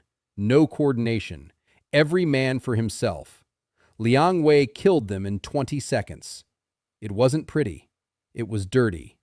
Effective. A blow to the throat. 1 to the back. 1 to the heart. ZSHK 480. 390. 550. The reserve grew with every passing second. The fugitive. Liang Wei left him behind. Let him run. Let him tell the tale. The news will reach the capital. The expelled apprentice destroyed the squadron of the Hall of 1,000 Blades. Let them know. Let them fear. Let them send more. The golden one remained. The young dual-sword fighter finally rose from the rock, slowly, unhurriedly. He stretched. He stretched his neck. He drew the swords from his back. 2 long, straight blades, paired. ZSHK of approximately 1,500 each, silver, plus 4,000 personal ZSHK, a total of 5,500. Against Liang Wei, with a blade of 4,000 ZSHK 100 and a coating that would wear off in 40 minutes. The gold-clad fighter introduced himself. Tao Heizi, Black Tao, mercenary, belonging to no clan, free. He said the Hall of 1,000 Blades paid him 300 liang of gold for the head of the channelless apprentice. that he accepted the job because he thought it would be boring, that he was wrong. Liang Wei did not reply. His leg was bleeding, his shoulder ached, the armor on his hands and feet was covered in small cracks. The metal was wearing down prematurely. Not an hour, 40 minutes, maybe less. The fight with the commander had taken too much out of him. Tao Heizi attacked. ZSHK 4000, that's gold rank. Speed, strength, reflexes, everything a level above silver. The two swords moved like a single stream of steel. Liang Wei parried the first strike. The second hit his ribs. The coating held, but the crack widened. Third strike to the unprotected thigh. The wound deepened. Blood gushed out. Liang Wei retreated. Tao Heizi wouldn't let him. He stepped behind him. Fourth strike. Fifth. Sixth. Liang Wei blocked, defended, parried, but each strike threw him backward. The difference in strength was too great. A body without channels couldn't hold out, even with the protection. Liang Wei calculated. Time, protection, reserve. The protection would last another 20 minutes. The reserve after the squad's extermination is approximately 5,800. If we add 4,100 to the current blade, plus 5,800 with the reforging bonus, we'll reach 11,385. Superior gold. Close to platinum. But for that, he had to kill Tao Heizi. And Tao Heizi was faster, stronger, more experienced. Liang Wei changed tactics. He stopped retreating. He stopped blocking. He began letting the blows pass, on purpose. The protection on his hands held up. His ribs cracked, but they held up. He took the blows and advanced. Closer. Even closer. Tao Heizi frowned. He struck. The blades dug into the black metal in Liang Wei's hands. Sparks. Cracks. But Liang Wei didn't stop. He kept going. Like a wall. Like an anvil. Tao Heizi took a step back. For the first time. Liang Wei attacked. Not with the blade, with his fist. A fist covered in black artifact metal. To the chest. Tao Heizi crossed his swords in front of him. Block. The fist struck the crossing blades. Both swords cracked. 1,500 ZSHK each, against a blow with the force of 4,100 ZSHK. The swords held, but Tao Heizi was thrown 5 meters backward. He slammed his back against the rock. He exhaled. He stood up. Wild eyes. He understood. A cripple without a channel attacks with the force of a golden artifact, not through skill, not through chi, through the metal in his hands. Tao Heizi attacked again, fiercely, without calculation. Liang Wei responded, blow against blow, fist against sword, blade against blade. The coating cracked. Fragments of black metal flew with every collision. Time was running out. 15 minutes.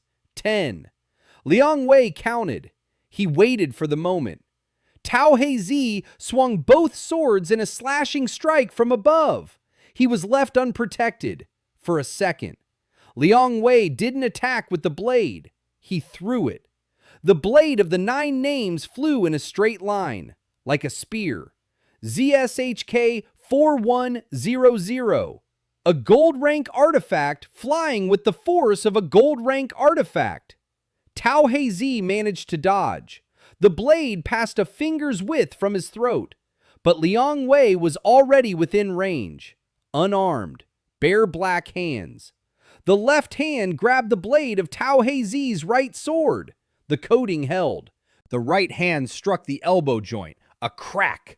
Tao Heizi dropped the sword. He screamed. With his left sword, he jabbed Liang Wei in the side. The blade penetrated 3 centimeters and stopped. The rib armor, the final layer, thin as paper, but it was enough. Liang Wei grabbed his left hand, twisted his wrist. The second sword fell. Tao Hezi was disarmed, with a broken arm, facing a cripple without a channel who also had no weapon. Liang Wei could kill him. The reserve would increase by 3,760 units, 4,000 health points with slow death. A good haul. He didn't kill him. Liang Wei looked at Tao Hezi into his eyes. He said he was proposing a deal, life in exchange for service, a magical oath, unbreakable. Tao Hezi until the end of days or until the debt was paid. Tao Hezi looked at him. His broken arm hung like a whip. Blood dripped from the cut on his forehead. He asked what would happen if he refused. Liang Wei replied that he would then become part of the blade and serve forever, aware of every blow. Tao Hezi was silent for 10 seconds. Then he nodded his head. He accepted. The oath echoed through the night air. The seal set it in stone. The covering in Liang Wei's hand shattered and crumbled in the black ash. Time had run out. Beneath the ash, the skin was red and swollen. Burns. The muscles were contracted. The pain hit him all at once. Liang Wei fell to his knees.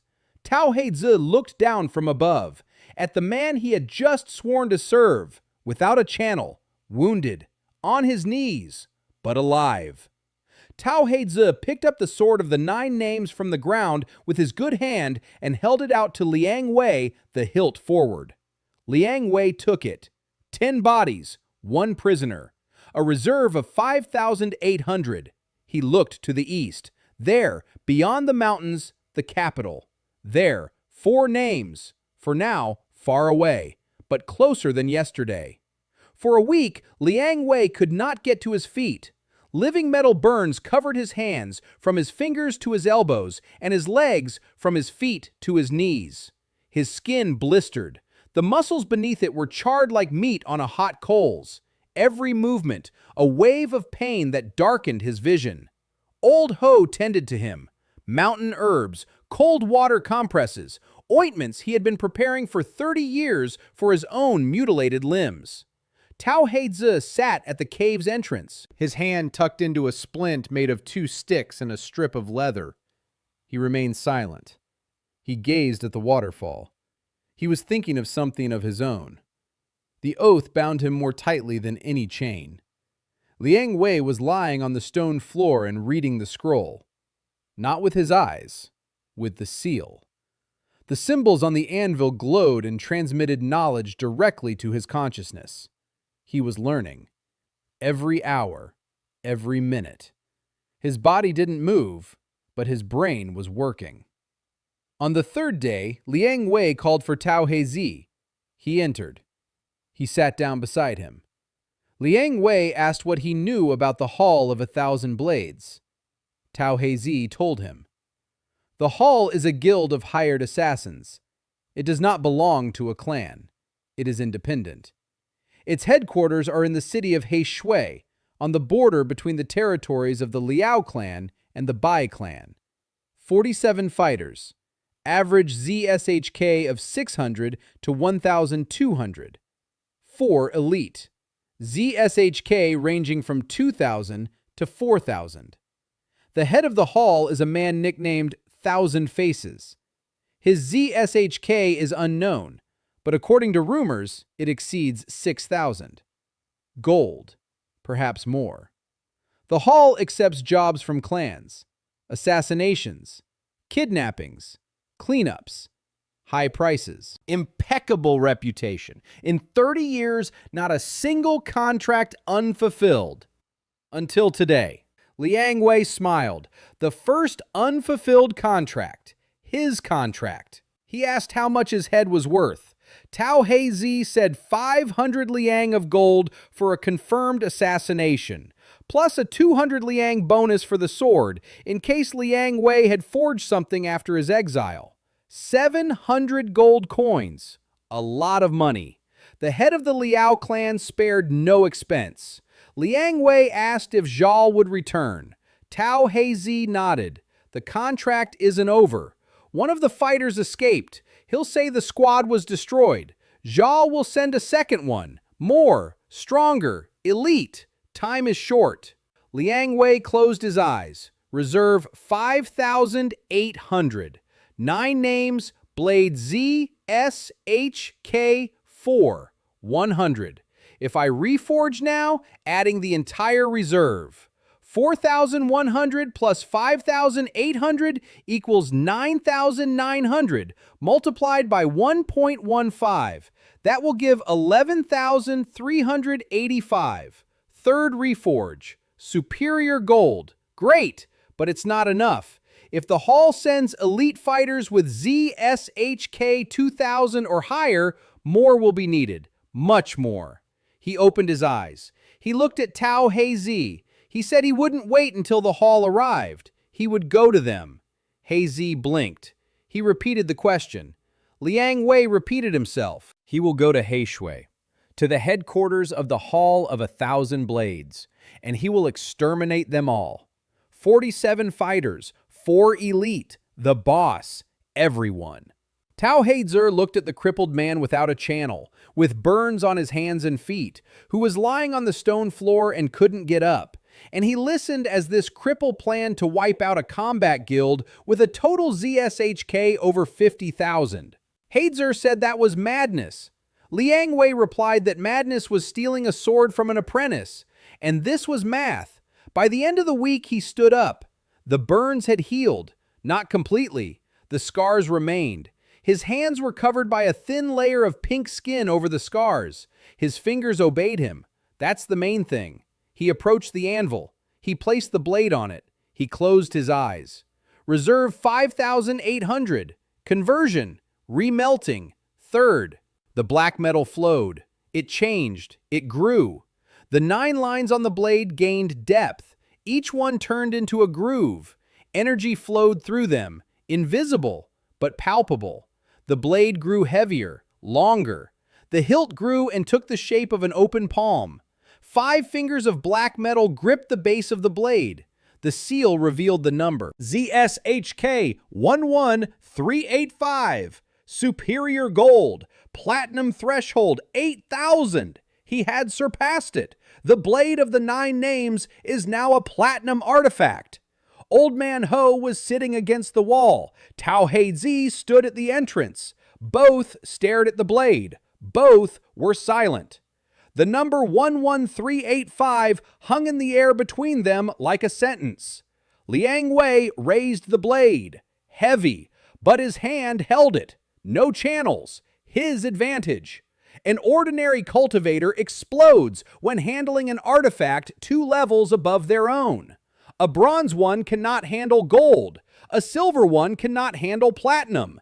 And Liang Wei has no channels. No channels, no reverse flow. No reverse flow, no overload. He can hold any artifact, of any level, no restrictions.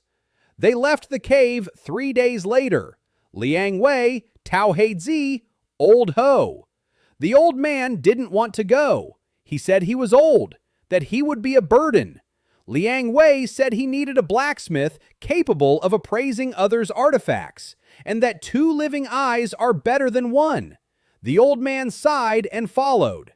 Heishui, 7 days' journey to the east, a border town, neutral territory. Neither the Liao clan nor the Bai clan fully controls it. That is why it is a refuge for everything that does not fit into the clan's order. Mercenaries, smugglers, the black market for artifacts, the Hall of 1,000 Blades. On the 3rd day of the journey, they found Qin Shuang. Liang Wei hadn't expected this. She stepped out from behind a tree on the mountain trail. Slender, short, 17 years old, short hair, dark eyes, empty as the bottom of a well. On her back, a leather case containing maps. On her belt, neither weapons nor a scanner. Just an inkwell and a brush. Tao Heizi stepped forward instantly. He put his hand on his sword, his good hand, his left. His right was in a cast. Qin Shuang didn't move. She looked at Liang Wei, not at the blade, not at his companions, at his face. And she said she was looking for him, that she had been following the trail for 3 days, that she had found the wreckage of a bridge and 10 bodies. She found a camp near the waterfall and 10 more bodies. She interpreted the tracks. She told him, and she moved on. Liang Wei asked who she was. Qin Shuang said her father's name was Qin Yuan, blacksmith cartographer, not belonging to any clan, independent. ZSHK 210. He made maps, not on paper, On metal. Fine silver plates with engraved relief, maps of gorges, mountain passes, secret trails. The Liao clan bought his maps for 10 years. Then they decided that a cartographer who knew all the secret trails in the province was a threat. Liao Feng, that very same Liao Feng whom Liang Wei killed on the bridge, went to their house at night with 10 soldiers. My father was killed by sword blows while he slept. My mother was burned along with the house. Qin Shuang was spared because she wasn't home. She was in the mountains, mapping a new route. She returned to the ashes. She was 14. For 3 years, she lived in the mountains, alone, following her father's maps. She knew every trail, every passage, every cave, every hiding place. She waited. She didn't know what for. Then she heard rumors, whispers. The expelled apprentice. He destroyed the patrol. He killed Liao Feng, that very one. Qin Shuang did not come seeking protection, nor out of friendship. She came seeking revenge. Her vengeance coincided with his. That was enough. Liang Wei looked at her, 17 years old, slender as a reed, unarmed, without qi, without a clan, with eyes in whose depths burned the same flame that burned in his. He nodded. Qin Shuang took a map out of a case.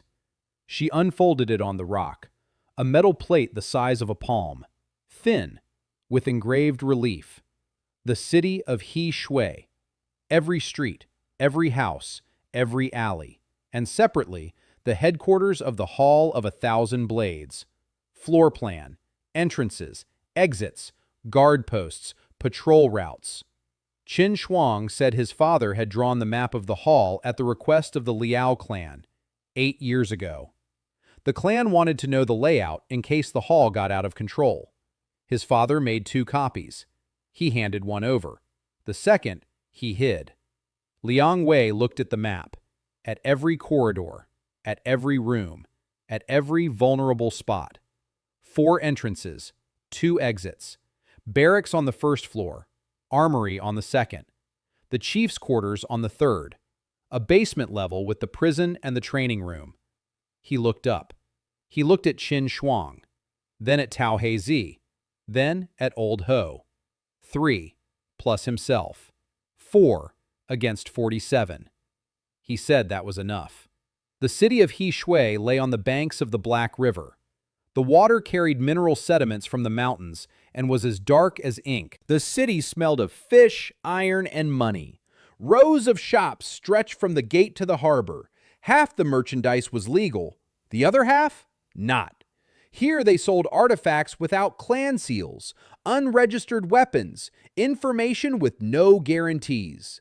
They entered at sunset, separately.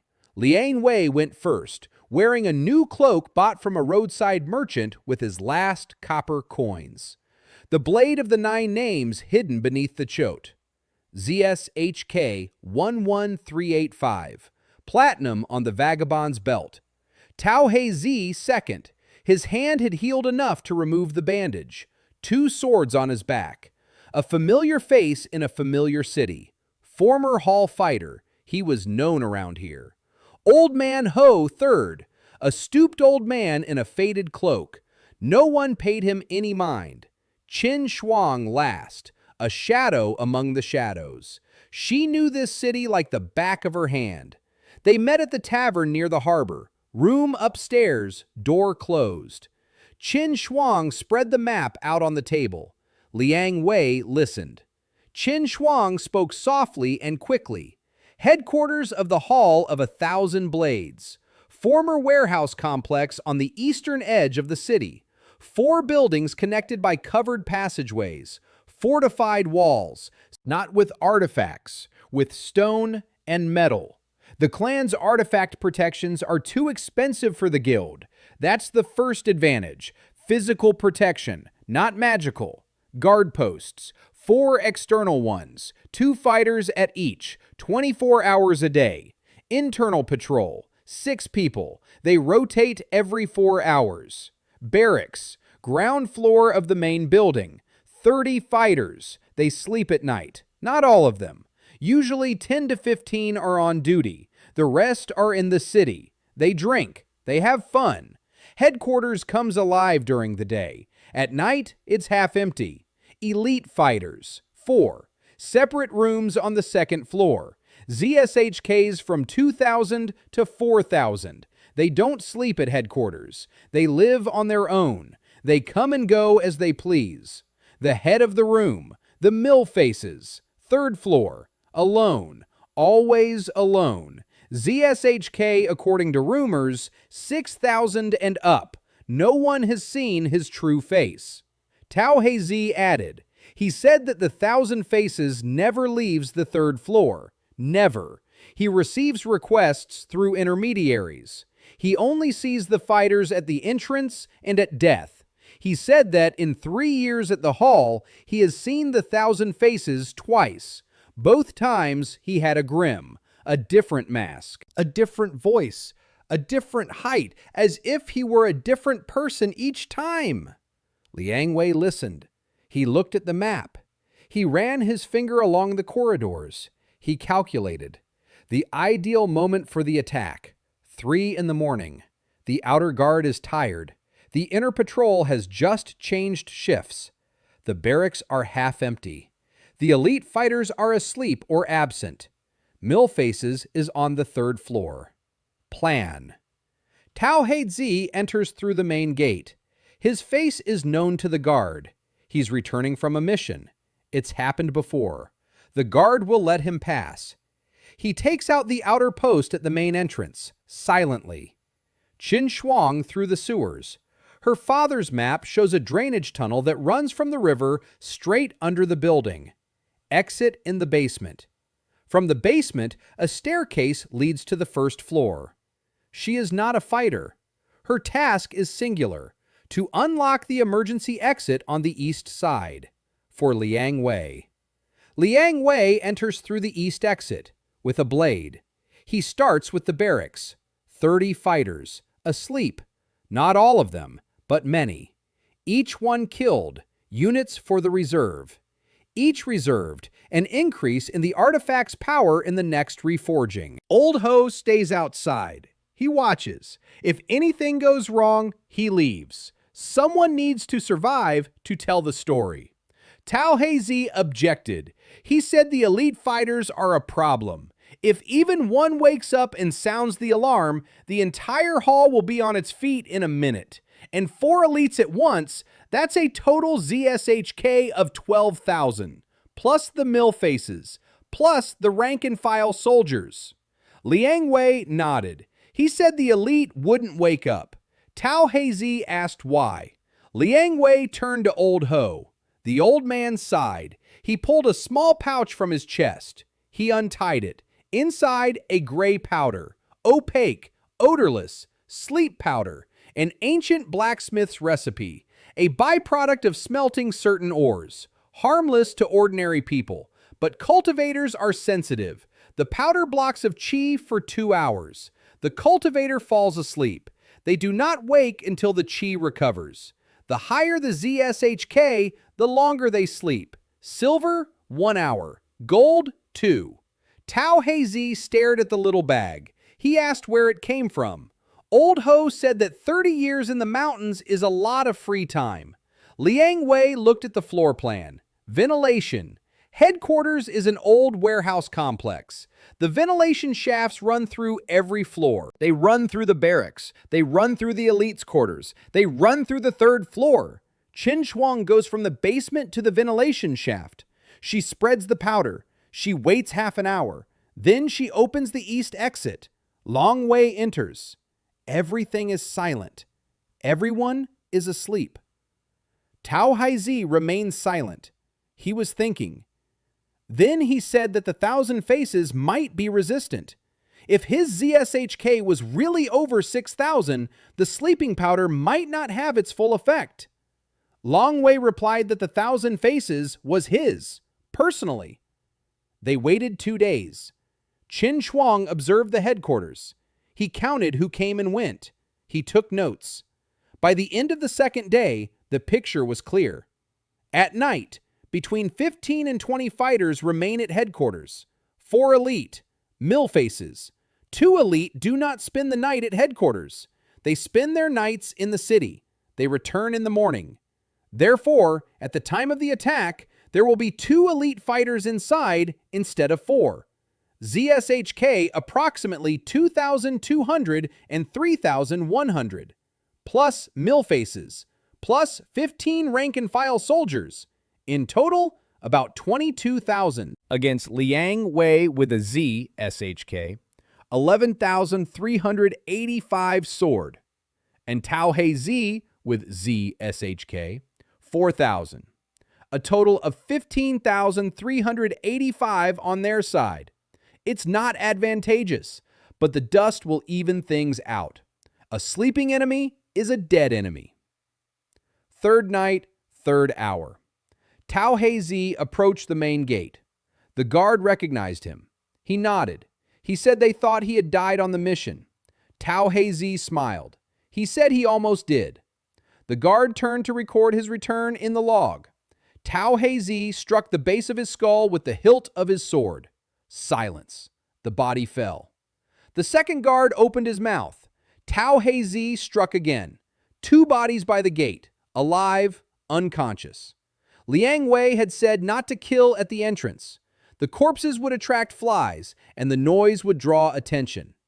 Qin Shuang had entered the drainage tunnel 2 hours earlier. Small, skinny. The tunnel is narrow. She squeezed between the walls and the filter grates. Water up to her knees. Cold, black. 30 minutes to the basement. The basement is dark, empty. Prison cells. All open, all empty. Stairs leading up. Ventilation shaft to the right of the stairs. Grate secured by 2 screws.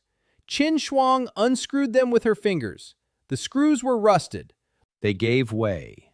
She poured the gray dust into the shaft. She took a deep breath. The dust was carried upward. It passed through the first floor, the second, the third. Then Qin Shuang sat in the basement and waited. Half an hour. The silence above her head became absolute. No footsteps, no voices, no creaks. She climbed the stairs. First floor, barracks. The door is open. Inside, bodies. They weren't dead. They were sleeping. 14 people in the beds, 3 on the floor. They'd fallen while sleeping. 1 behind the table, face down in a bowl of uneaten rice. Qin Shuang walked past them, toward the east exit. A lock. Heavy. Metallic. She couldn't move it. Too heavy for a 17-year-old girl with no cultivation. She pressed her back against the wall and pushed with both legs. The latch creaked and gave way. The door opened. Liang Wei was behind her, the blade of the 9 names in his hand, eyes dark as the waters of He Shui. He entered. The barracks smelled of sweat and cheap wine. 14 bodies in the beds, 3 on the floor, 1 behind the table. 18. They were all asleep. Deeply. Their qi was blocked. Their bodies were limp. Their faces relaxed. Unprotected. Liang Wei walked between the beds, the blade in his hand. ZSHK 11385. A platinum artifact against the sleeping silver ones. No chance. No fight. No glory. He didn't think of glory. He thought of numbers. The first. ZSHK 480. A blow to the heart. Instant death. 288 units for the reserve. Second. ZSHK 610. 1 blow. 366 units. Third. Fourth. Fifth. The blade descended and rose with the rhythm of a hammer on an anvil. Blow, death, reserve. Blow, death, reserve. The blacksmith works. This is not a fight. It is forging. Material, fire, metal, form. 6th, 7th, 8th. Blood dripped down the beds onto the stone floor. Hot, thick. The air grew heavy, with iron. 9th, 10th, 11th. The reserve exceeded 4,000. Liang Wei did not stop. 12th, 13th, 14th. The one behind the table, face down in the rice. ZSHK 720. A blow to the back of the head. 432 units. The rice turned red. 15th, 16th, 17th, 18th. The last one on the floor. ZSHK 550. Young, about 20 years old. In a dream, he clutches the locket around his neck. A ceramic portrait of a woman. Liang Wei looked. Then he struck. 330 units. The barracks are empty. 18 dead. Reserve of 9,200. Liang Wei stepped out into the hallway. Blood dripped from the blade onto the stone. A silent sound. Ping, ping, ping. He climbed the stairs to the second floor. Tao Heizi followed behind him, in silence, 2 swords unsheathed. His face pale. He knew these people. He ate with them, trained, drank. Now they were dead. He remained silent and walked. The oath stood. Second floor. 4 doors, 2 elite fighters, 2 empty rooms. Qin Shuang said the 2 elite fighters didn't spend the night at headquarters. That means the 2 of them are behind these doors. First door. Liang Wei pushed it. Open. Inside, a small room. A bunk bed. A table. A weapon rack with 3 swords. On the bunk bed, a man. Burly. ZSHK 2200. Silver. No. Gold. Low-grade gold. He's sleeping. Breathing steadily. The sleeping powder is taking effect. Liang Wei approached. He looked at the face. Didn't recognize him. Unknown. 1 strike. The ZSHK 11385 blade penetrated the chest up to the hilt. ZSHK 2200. Instant death. 1,320 units. The body convulsed and went limp. Second door. Locked. Liang Wei punched it. The lock flew off. The door opened. The room was larger than the first. On the walls, maps, diagrams. Lists of names. Command room. On the bed, a woman. Young. ZSHK 3100. Superior gold. She was lying on her side, breathing slowly, eyes closed. On the nightstand, a scanner and an open notebook. Liang Wei took a step toward the bed and stopped. The woman wasn't sleeping.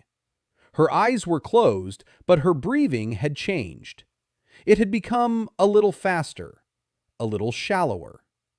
Liang Wei took a step back. At that very moment, the woman rolled over in bed and threw a knife. Not from her hand, from under the pillow. A spring mechanism. The knife flew toward Liang Wei's throat. He ducked his head.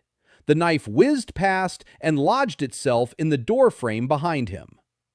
The woman was already standing. Standing. With a short sword in her hand. Her eyes open. Lucid. Malicious. The dust hadn't had its full effect. ZSHK 3100. Superior gold. Her body was strong enough to partially resist the chi block. She wasn't sleeping. She was lying there, waiting. She heard footsteps in the barracks. She heard blows. She counted. And she waited. She attacked. Quickly. Gold rank. Even with her chi partially blocked, she moved faster than an ordinary person. The sword passed close to Liang Wei's face. A cut on her cheek. Blood. Liang Wei responded. The blade of the 9 names met her sword. ZSHK 11385 versus ZSHK 3100 plus the weapon, about 1,000. The difference was colossal. Her sword broke on the first impact. The blade sliced through the blade as if it were paper and continued its movement. It entered her left shoulder, deeply, down to the bone. The woman didn't scream. She hissed through clenched teeth. She grabbed the shard of the sword with her left hand and jabbed Liang Wei in the side. The shard slid along his rib. It hurt. It wasn't fatal. Liang Wei pulled the blade out of his shoulder and struck again, in the thigh. The woman fell to her knees. Blood gushed from both wounds. She looked up at Liang Wei. She asked who he was. Not his name, his rank. She asked what his rank was. Liang Wei didn't answer. He struck her in the heart. ZSHK 3100, slow death. She writhed in agony for 30 seconds. She stared at the ceiling. Her lips moved. The seal consumed 291 units. The reserve exceeded 13,400.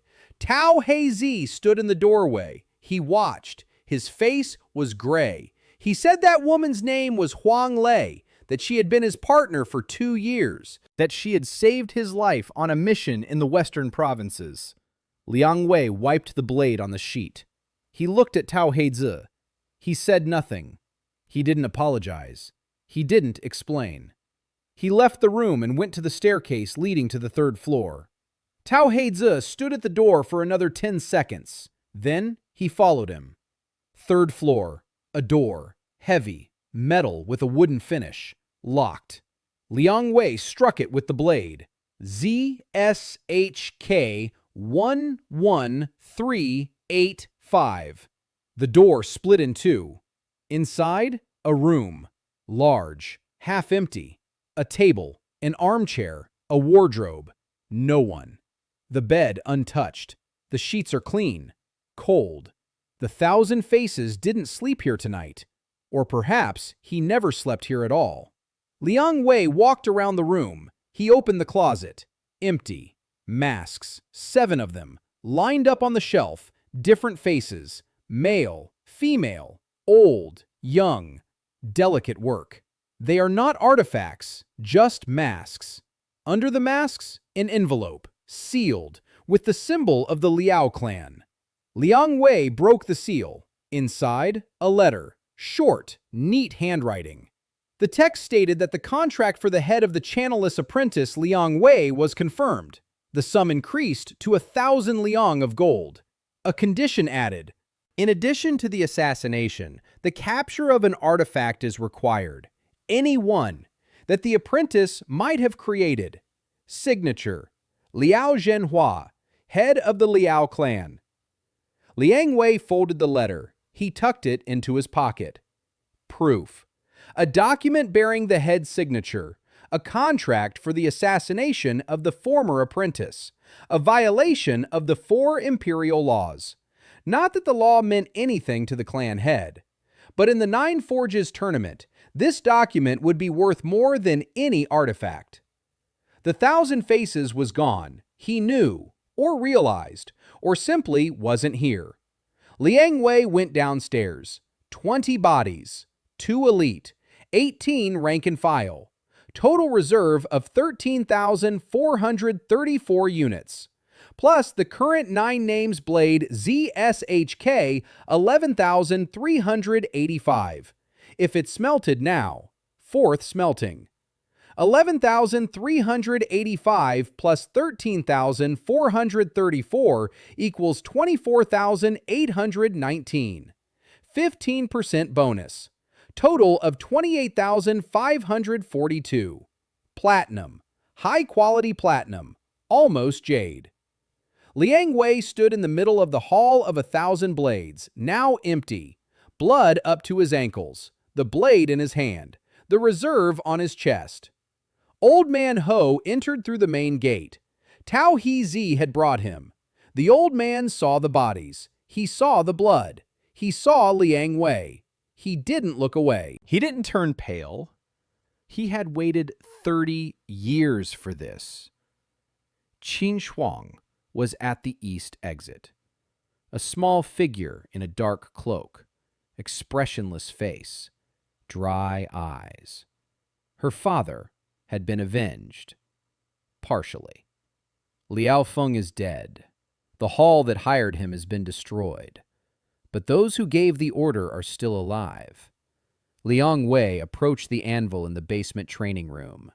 Rustic, cast iron, nothing like the black stone in the cave, but functional.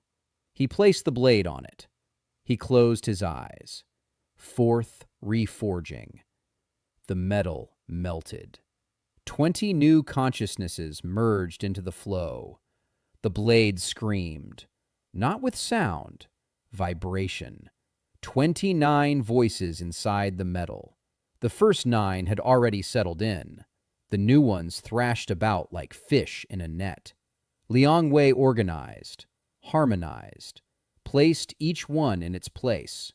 Hwangwi, with the ZSHK 3100, occupied the second ring, next to Liao Feng.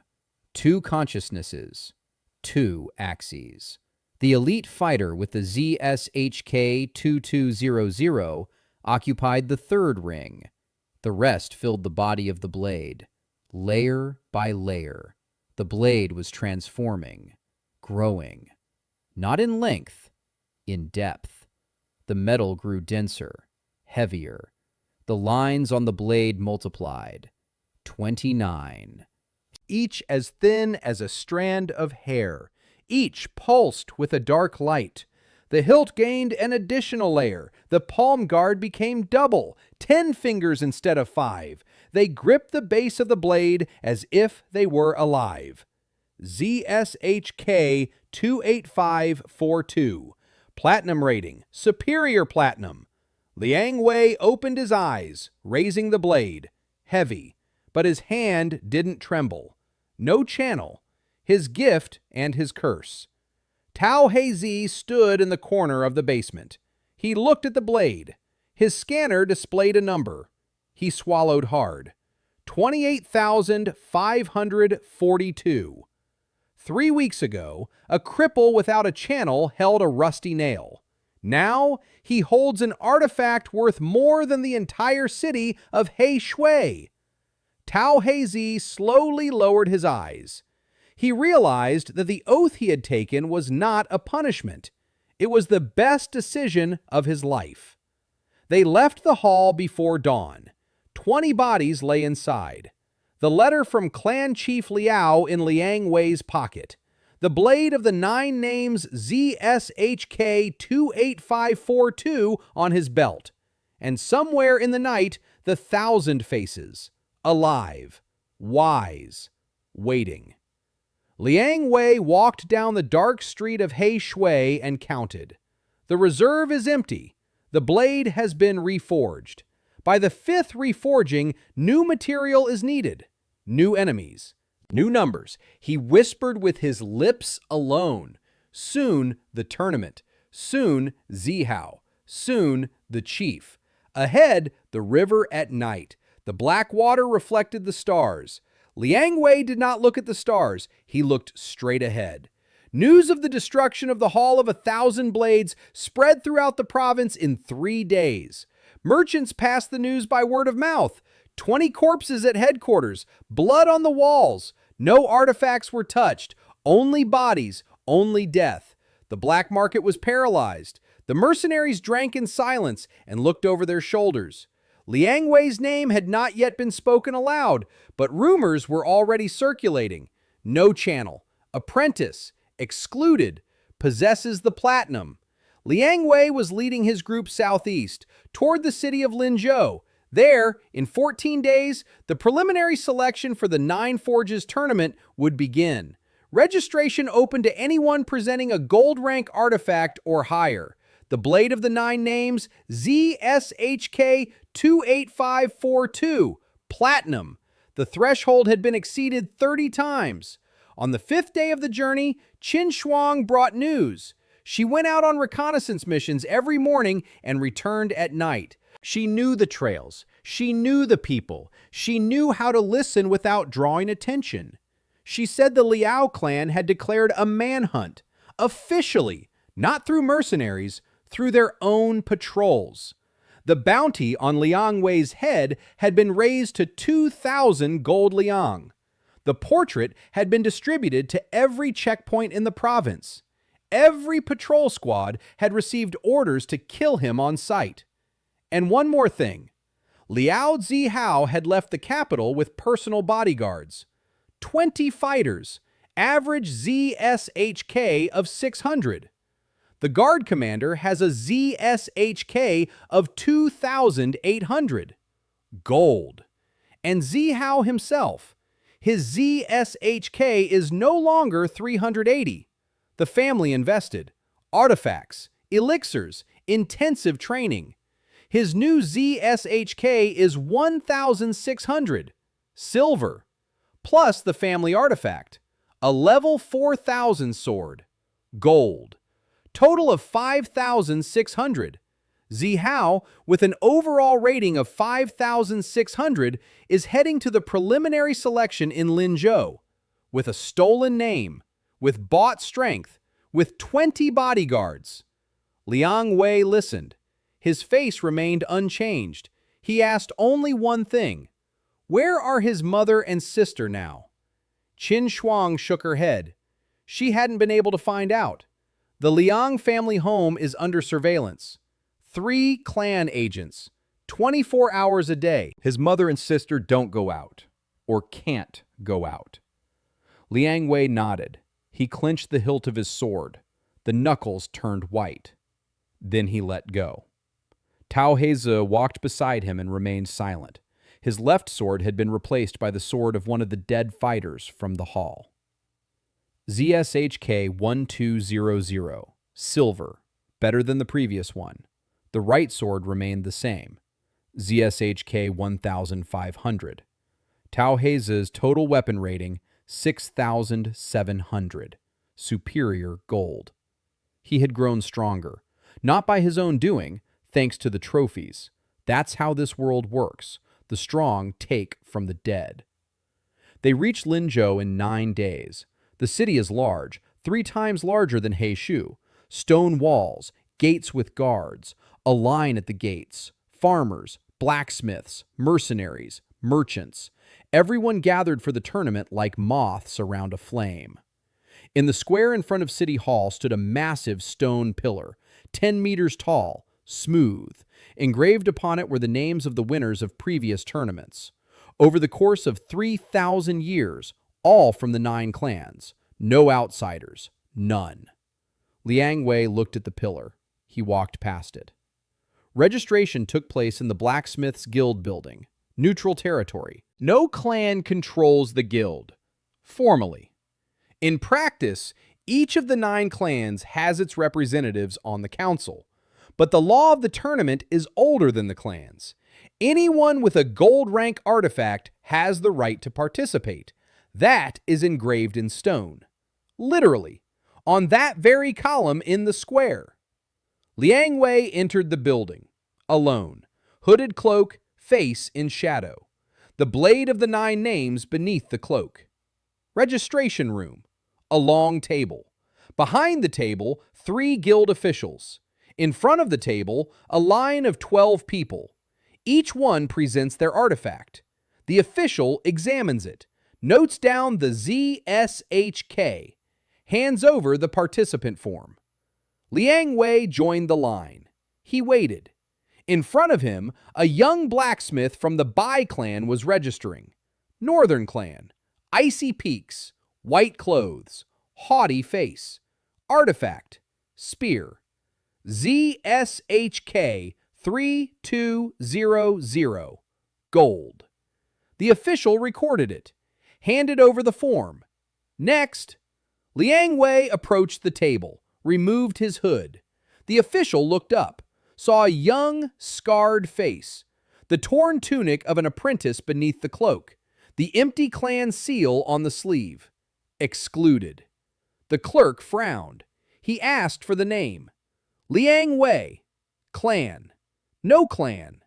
Status. Apprentice expelled from the Liao clan. The clerk exchanged glances with the other two. One of them quickly wrote something on a note and handed it to the assistant. The assistant ran out of the room.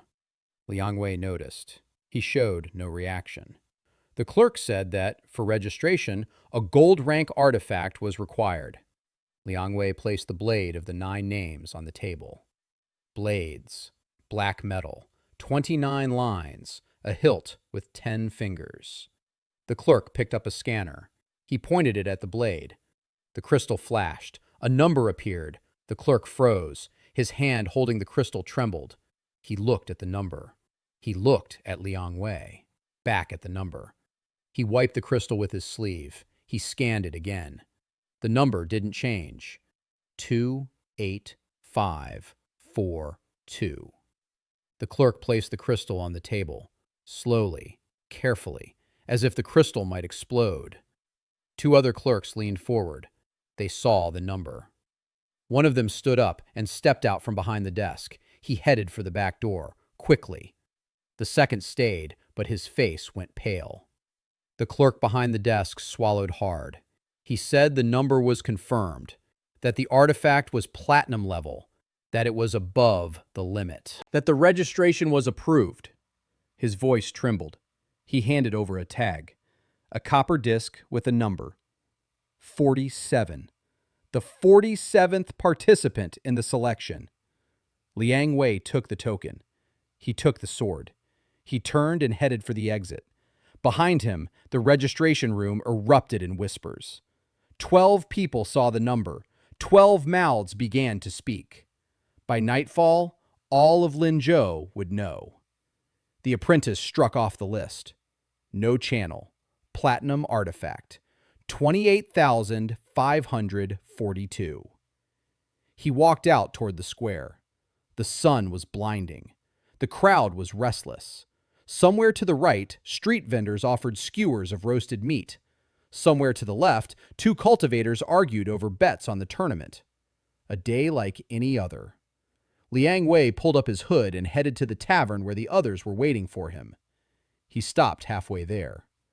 Before him stood a man, short, stocky, wearing expensive clothes bearing the Liao clan symbol. Behind him, 6 guards in full armor. Liang Wei recognized him. Elder Liao Guang, one of the 6 witnesses to the burning of the canals, the one standing third from the left who nodded when Zihao drew his sword. ZSK 4800. Gold. Elder Liao Guang also recognized Liang Wei. His face flashed through 3 expressions in 2 seconds. Surprise? Comprehension? Fear. Fear was the last and lingered. He took a step back. The guards closed in before him. 6 swords were drawn halfway from their sheaths. Liang Wei stood still, hands at his sides, the blade beneath his cloak. He looked at the elder, straight into his eyes. He didn't say a word. He didn't move. He just looked. Elder Liao Guang looked away first. He turned. He left. Quickly. The guards behind him, almost running, across the square, toward the Liao clan's carriages. Liang Wei watched them leave. The third one on the left, he remembered. Liao Guang. ZSHK 4800. Then he walked on. At the tavern, news awaited him. Qin Shuang was sitting at the table with a map of Linzhou. Tao Heizi was standing by the window, watching the street. Old Ho was eating rice and remained silent. Qin Shuang said that Zihao had arrived in Linzhou that morning.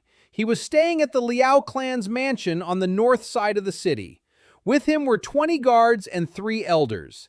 Liao Guang, Liao Ming, Liao Jie, 3 of the 6 witnesses. ZSHK 4800, 5100, 3900. In total, with the guards and Zihao, about 28,000. Against Liang Wei with the sword, 28,542. Almost even, but not one-on-one. 23 people against one. Liang Wei sat down at the table. He placed token number 47 next to the card. He said he wouldn't attack. Not now. Not here. At the tournament. In public. Before witnesses. In front of the judges. In front of the representatives of all 9 clans. He will destroy Zihao in the arena. According to the rules. According to the law. So that no clan can call it murder. And then he will show the letter from Clan Chief Liao with the contract for his head in front of everyone. Tao Heizi stepped away from the window. He said that was beautiful, but he asked what was stopping the clan from simply killing Liang Wei before the tournament, at night, in the tavern, with a stab in the back. Liang Wei replied that the tournament's law prohibits violence between participants outside the arena. The offender loses the right to participate forever for the entire clan. The entire Liao clan would be expelled forever. No clan chief would accept that. The tournament is more important than an apprentice. Tao Heizi fell silent. Then he said that there are those who are not bound by the tournament, the 1,000 faces. He is alive, he is at large, and he has a contract.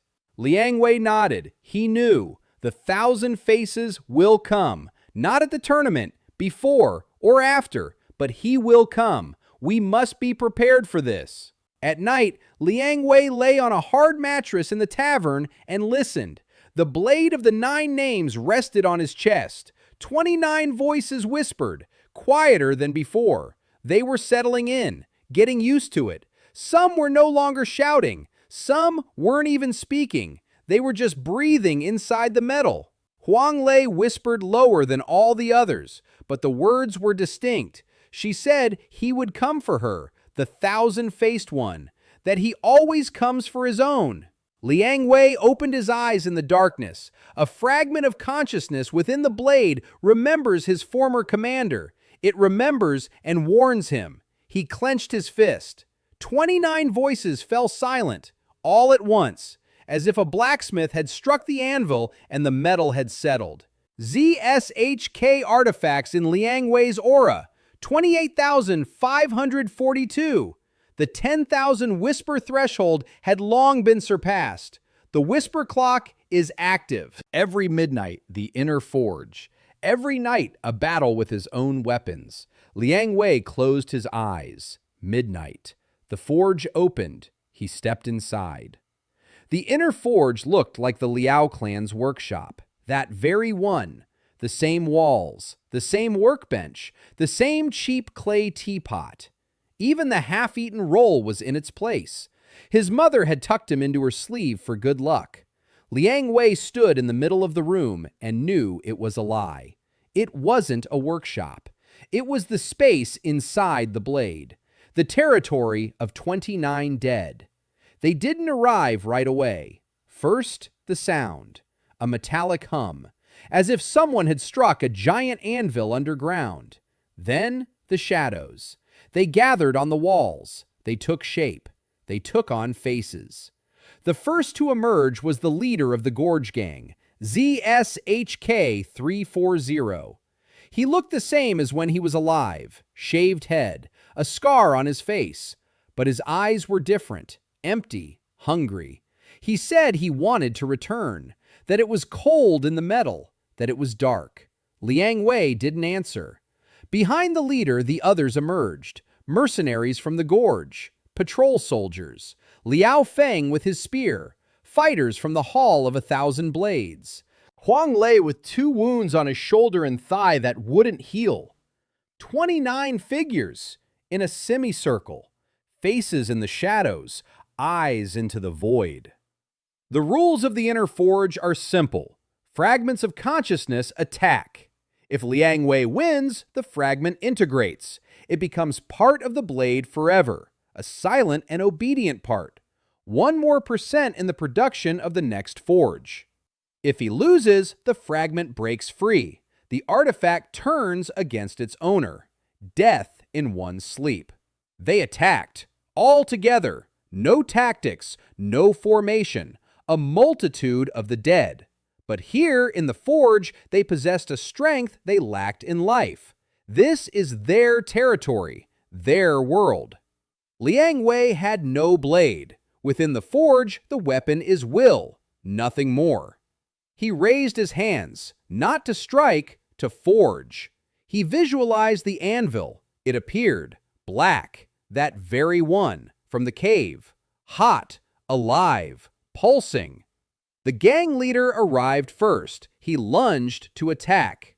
Liang Wei grabbed him by the neck and placed him on the anvil, like a raw piece of metal, like a piece of metal. He threw a punch, not to the face, to the essence, to that which made this fragment of consciousness separate from the sword. The leader screamed. The body melted. It was absorbed by the anvil. It disappeared, integrated. 1% more. 2, 3, 4. Liang Wei worked. The anvil absorbed. The common soldiers were easy. Their will was weak. In life they were weak. In death, even weaker.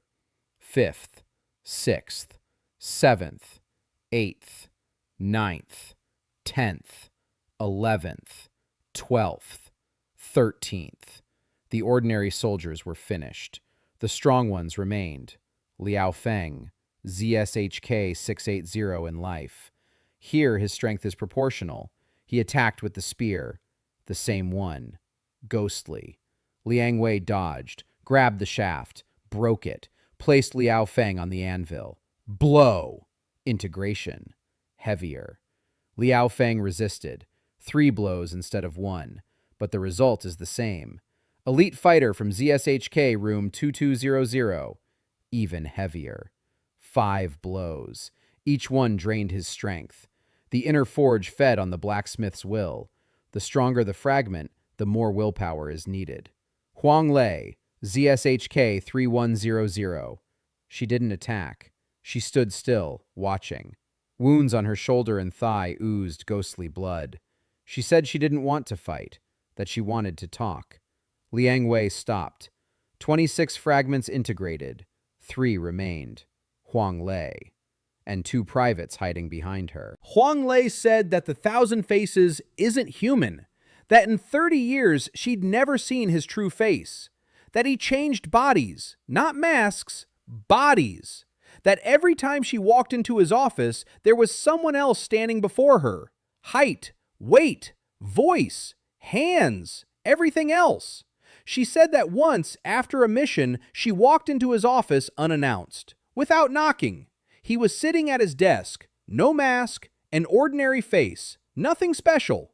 But on the desk in front of him was an artifact, small, round, like a coin. And Hwangwi's scanner showed a number for a fraction of a second before Thousand Faces noticed it and closed the case. The number was 47,000, jade grade, on the head of a mercenary guild, on a man who, according to all records, doesn't exceed gold. Liang Wei listened. Jade, 47,000. That changes everything. Thousand Faces isn't just the head of the mercenaries. He's Jade, clan chief level, patriarch level, who he really is. Hwangwi said he didn't know, but he knew one thing. Thousand Faces had already taken an interest in Liang Wei long before the contract with the Liao clan. 2 months before the betrayal, Thousand Faces sent an agent to the Liao clan's workshop to observe. The 4th-year apprentice, Liang Wei, he knew in advance. Liang Wei placed Hwangwi on the anvil. She didn't resist. She closed her eyes. A single blow. Integration. The last 2 privates surrendered of their own accord. They lay down on the anvil without a fight. The inner forge was empty. The workshop walls melted like wax. The ceiling collapsed silently. The floor turned to metal. Liang Wei was alone in an infinite space of black metal.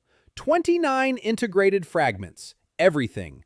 Another 29% for the next forge. The blade of the 9 names grew more docile, quieter, stronger. Liang Wei opened his eyes. A bunk bed in the tavern, a dark wooden ceiling. Through the window, the gray dawn. His body ached as if after a day at the anvil, But his mind was clear, clearer than ever. He sat up. The blade rested on his chest, warm, silent. 29 voices finally fell silent, not for a moment, forever. He thought of the 1,000 faces, jade, 47,000, a coin-shaped artifact. Interest in Liang Wei 2 months before the betrayal. Someone knew about him even before he did. Someone was watching. Someone was waiting. For 3,000 years, the 9 clans had hunted the lineage of the primordial fire. The 1,000 faces knew where to look. Or someone told him. Someone up there. Liang Wei got up. He got dressed. He grabbed his sword. He left the room. In the hallway, Qin Shuang was waiting for him. Pale face, lips pressed tight. She said that, during the night, a murder had taken place in the city. Ho Lien, the black market merchant, that very one, who had bandaged Liang Wei's shoulder in the gorge, who had provided information about the patrols. Found in his room at the inn, throat slit. Next to the body, on the wall, a word written in blood. Debt. The 1,000 faces. He is here, in Linzhou, and he has begun. Liang Wei stood in the tavern hallway, his hand on the sword hilt, his face impassive.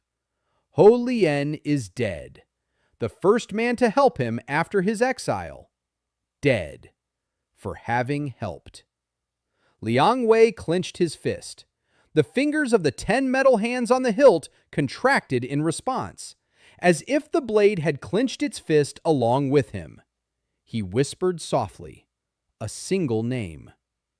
1,000 faces. Then he added, "You're next." The preliminary selection began at dawn. Linzhou Arena, a stone amphitheater with a capacity for 3,000 spectators, a circular arena in the center, 20 meters in diameter, sand, stone. The blood from past tournaments had been absorbed into the ground over the centuries. The stands are packed. The elders of the 9 clans in separate boxes, merchants, mercenaries, common folk, 47 participants. The format is simple, a draw, matchups, fight until surrender or until unable to continue. Death in the arena is permitted, but not encouraged. The judges, 3 master blacksmiths from the guild, each with a ZSHK above 10,000. Neutral, relatively speaking. Liang Wei stood in the passageway for the participants and looked out at the arena. The blade of the 9 names at his belt, hood raised, face exposed, scars visible. The clan's empty seal on his sleeve in plain sight. Let them look. Beside him stood Tao Heizi, not as a participant, as a bodyguard, a sword on his back. His eyes scan the crowd. He looks for the 1,000 faces. He doesn't find him. Draw. The judge has drawn the numbers. First match, contestant 12 versus contestant 31. 2 blacksmiths from minor branches of the clan, ZSHK 3,000 and 2,800. Gold. The fight lasted 4 minutes. Boring. Predictable. The one with the higher number won. Second fight. Third. Fourth. Liang Wei waited. He watched. He memorized. In the 7th fight, Liao Zihao entered the arena. Liang Wei leaned forward. Zihao had changed. Not on the inside, on the outside. The precious robe of the Liao clan. New armor, polished, with silver engravings. A sword at his belt. Not a certified one, a family heirloom. ZSHK 4,000. Gold. Zihao himself has ZSHK 1,600. Total, 5,600. His opponent, an independent blacksmith, young, nervous. ZSHK 2,100. Gold, inferior. The fight began. Zihao attacked, brutally, without technique. He swung the sword as if it were a club. But the family heirloom ZSHK 4000 made up for everything. Each blow carried the power of gold. The independent blacksmith blocked. Once, twice, 3 times. On the 4th block, his sword snapped. ZSHK 1200 versus 4000. The artifact sliced through the air and the opponent's blade in a single motion. The independent blacksmith raised his hands. He surrendered. Seo smiled. The same smile. Presumptuous, satisfied. The smile of someone who never earned what he possesses. He turned toward the Liao clan's tribune. The elders nodded. The clan chief was not present in person, but his shadow hung over every nod. Liang Wei watched Seo and assessed. Not the strikes, not the technique, the weaknesses. Seo exposes his right flank when striking. He doesn't shift his weight to his back leg. He doesn't know how to counterattack. He knows absolutely nothing. A mediocrity with expensive equipment. 12th match, contestant 47, Liang Wei, against contestant 23, the blacksmith from the Su clan branch, Southern clan. Fighters, ZSHK 3400. Artifact, saber, ZSHK 4200. Gold, total 7,600. A serious opponent. For someone else. Liang Wei entered the arena. The sand crunched under his boots. 3,000 pairs of eyes. He could feel them. The Liao clan's stands. 3 elders. Liao Guang, Liao Ming, Liao Zi. Seo beside them. His smile vanished when he saw Liang Wei. He recognized him. He paled. He leaned back in his seat as if wanting to press himself against the wall. The Su clan's box. Liang Wei let his gaze drift. A young woman in the front row, white robes, a fan in her hand, a shiny hairpin in her hair. No, it's not a hairpin. A scanner. An artifact of imperial craftsmanship. Princess Su Wanqing. ZSHK 9000, heiress of the Southern clan. She looked at Liang Wei with polite indifference. Another one crossed off the list. No interest. The judge raised his hand. Begin.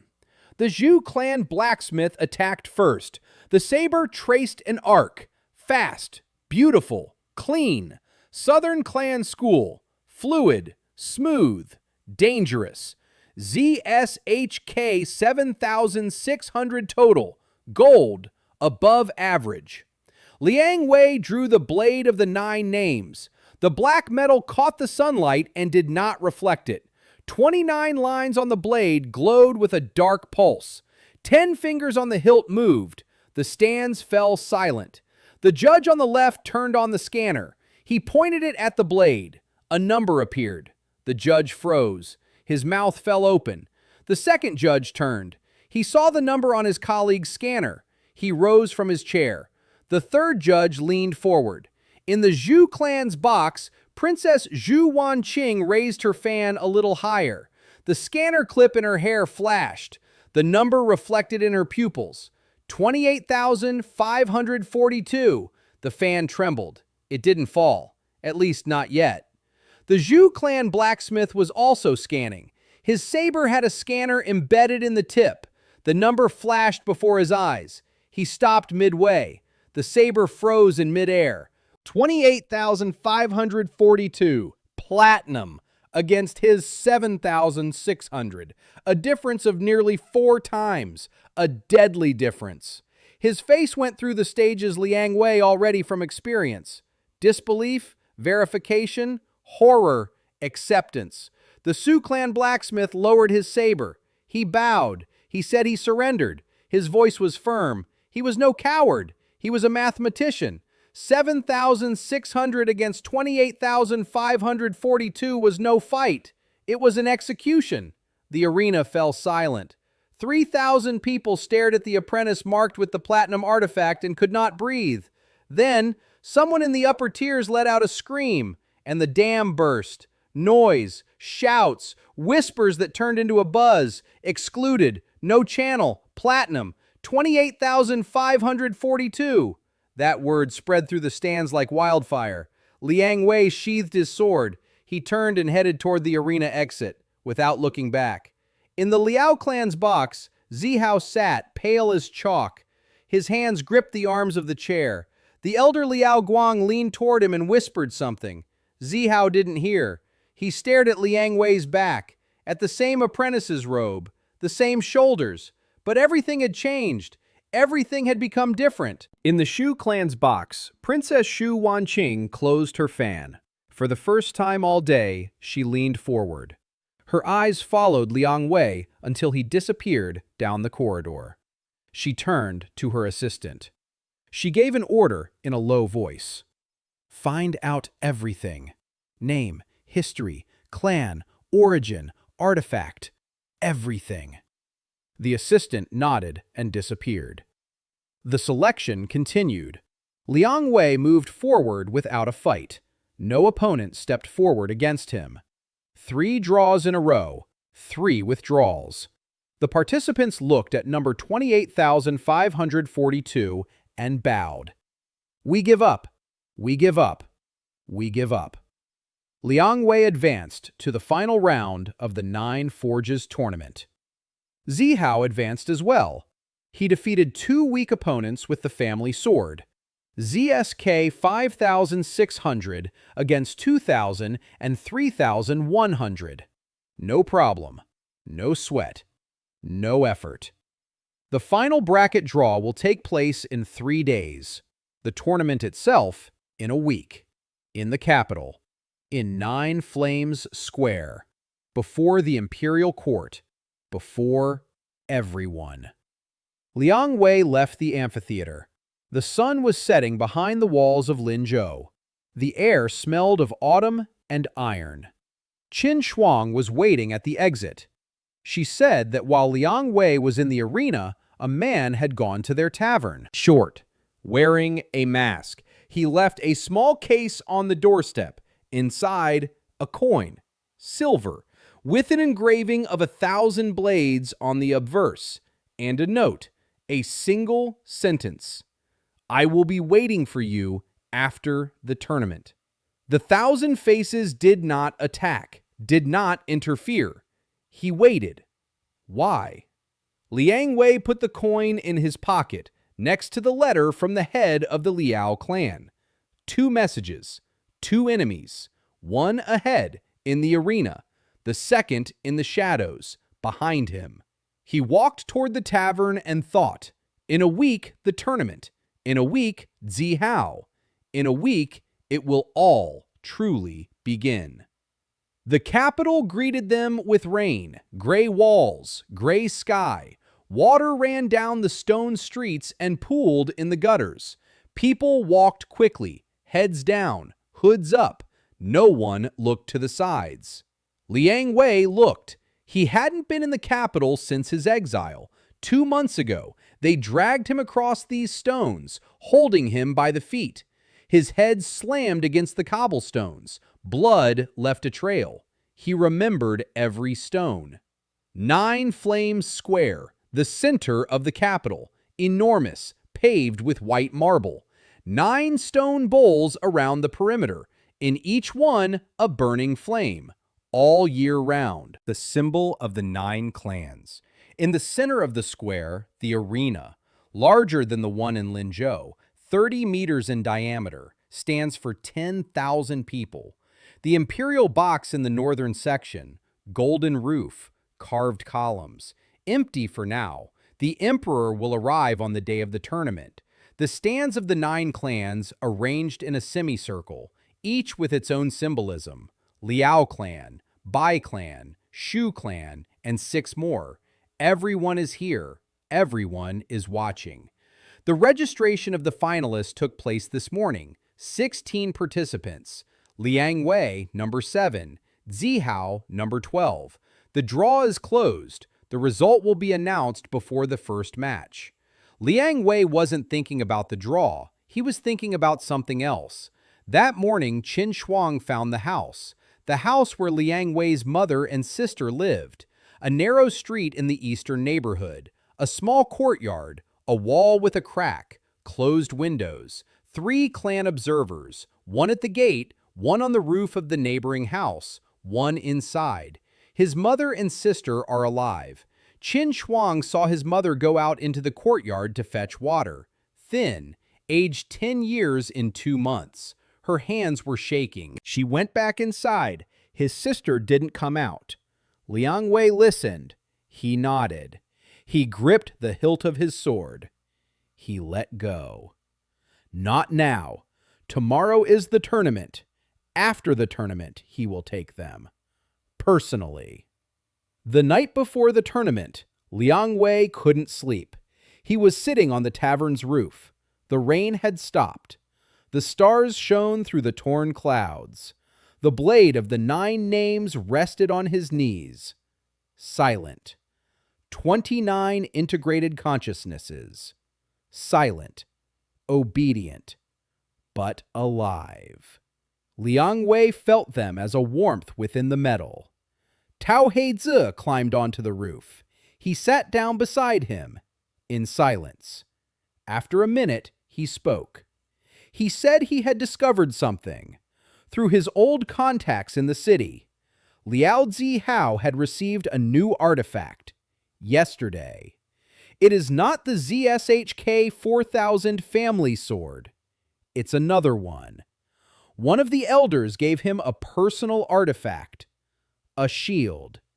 ZSHK 8000, platinum. Zihao now carries 2 artifacts, the 4000 sword and the 8000 shield, plus the personal ZSHK 1600. Total, 13,600. Superior gold. Close to platinum. Zihao went from 380 to 13,600 in 2 months. Not through his own strength, through the strength of others. Offered. Hanging like ornaments on an empty mannequin. Liang Wei listened. He smiled. 13,600 versus 28,542. Zihao remains twice as weak, even with 2 artifacts, even with the forced leveling. The gap wasn't closed.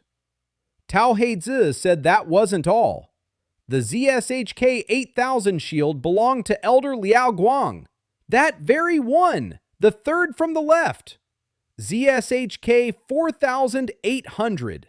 He handed his artifact over to the chief's nephew, voluntarily, or not voluntarily. Now Liao Guang is without an artifact. His final ZSHK dropped from 12,800 to 4,800. From platinum to gold. Clan Elder. Gold rank. Humiliating. He handed his power over to a kid who can't even hold a sword properly. Liang Wei thought. What for? Zihao has already passed the selection. Why increase it to 13,600?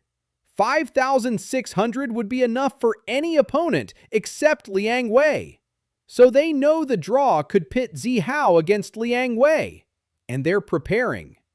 13,600 won't be enough. They know that too. So there's something else. Something Liang Wei doesn't see. He clenched his fist. The blade responded with heat. 29 integrated consciousnesses. Another 29% for the next forging. The reserve is empty. Blade 28,542. That's all there is. That's enough for Zihao. But if Zihao has a surprise, Liang Wei needs his own. He turned to Tao Heizi. He asked if he was ready for the fight. Tao Heizi nodded.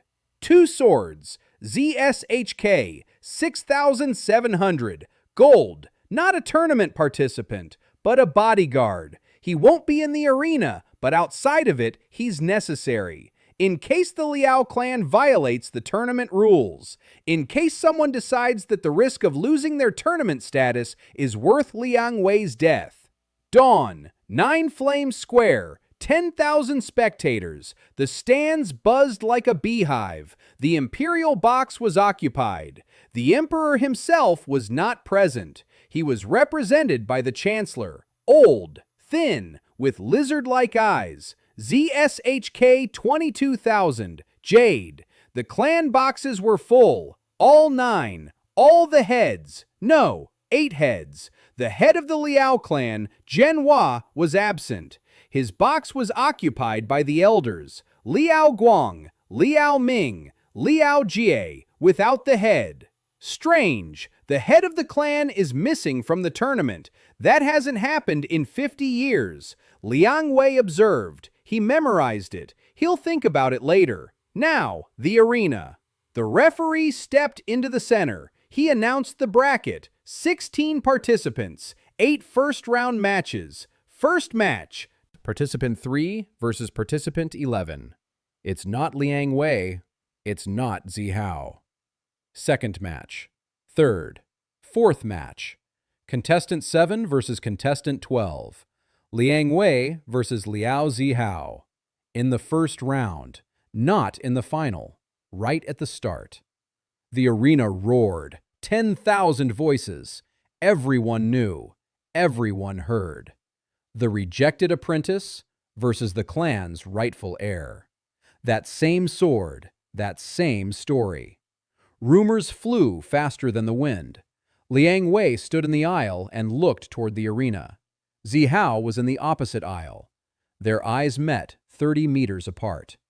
Zihao was pale, but not dejected. Something had changed in his face. It wasn't fear, it was something else. A determination that hadn't existed before. The determination of a cornered animal that knows there's nowhere to run. Liang Wei saw this and didn't understand. Zihao knows he's going to lose. 13,600 against 28,542. Math. Why didn't he give up? Why didn't he give up the fight? Why is there no fear in his eyes, but something resembling anticipation? The judge raised his hand. He announced the fourth fight. Participant 7, Liang Wei. Apprentice expelled from the Liao clan. No clan affiliation. Artifact ZSHK 28,542. Platinum ranking. Participant 12, Liao Zihao. Heir to the Liao clan. Total ZSHK 13,600. The stands fell silent. 10,000 people held their breath.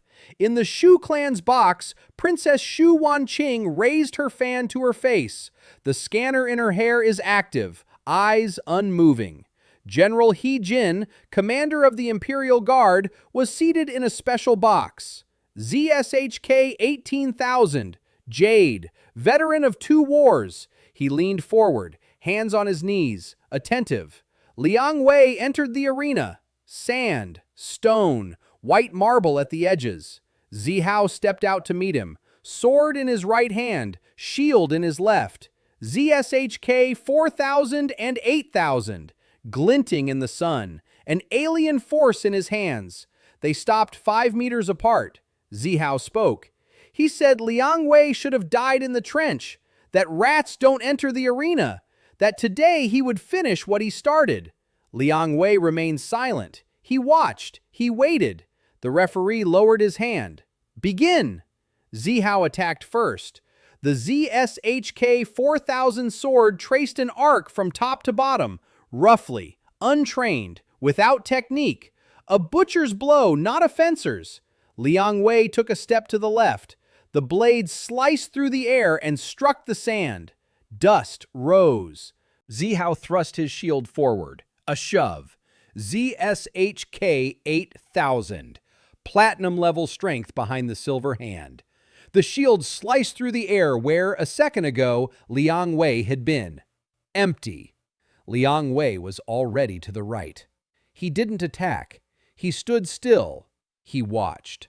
Zihao turned, his face red. Furious, he swung his arm again, horizontally. Liang Wei crouched down. The blade passed over his head. He stood up. He didn't attack. The stands stirred. 10,000 people watched the platinum fighter dodging the gold fighter without landing a single blow. Princess Su Wanqing squeezed her fan a little tighter. General He Jin sat up straight in his chair. He was the first to understand. He said it out loud, quietly, just to himself. He's toying with him. Zihao attacked for the third time, fourth, fifth, sixth. Every missed strike, every failure made him slower, more furious, less precise. Liang Wei moved with precision, with economy, not a single extra step. 4 years at the anvil, a blacksmith's precision. Every movement down to the millimeter, not a millimeter more, not a millimeter less. On the 7th strike, Zihao tripped over his own foot. He fell to his knees. The shield dug into the sand. The sword swayed in his weakened arm. He looked up.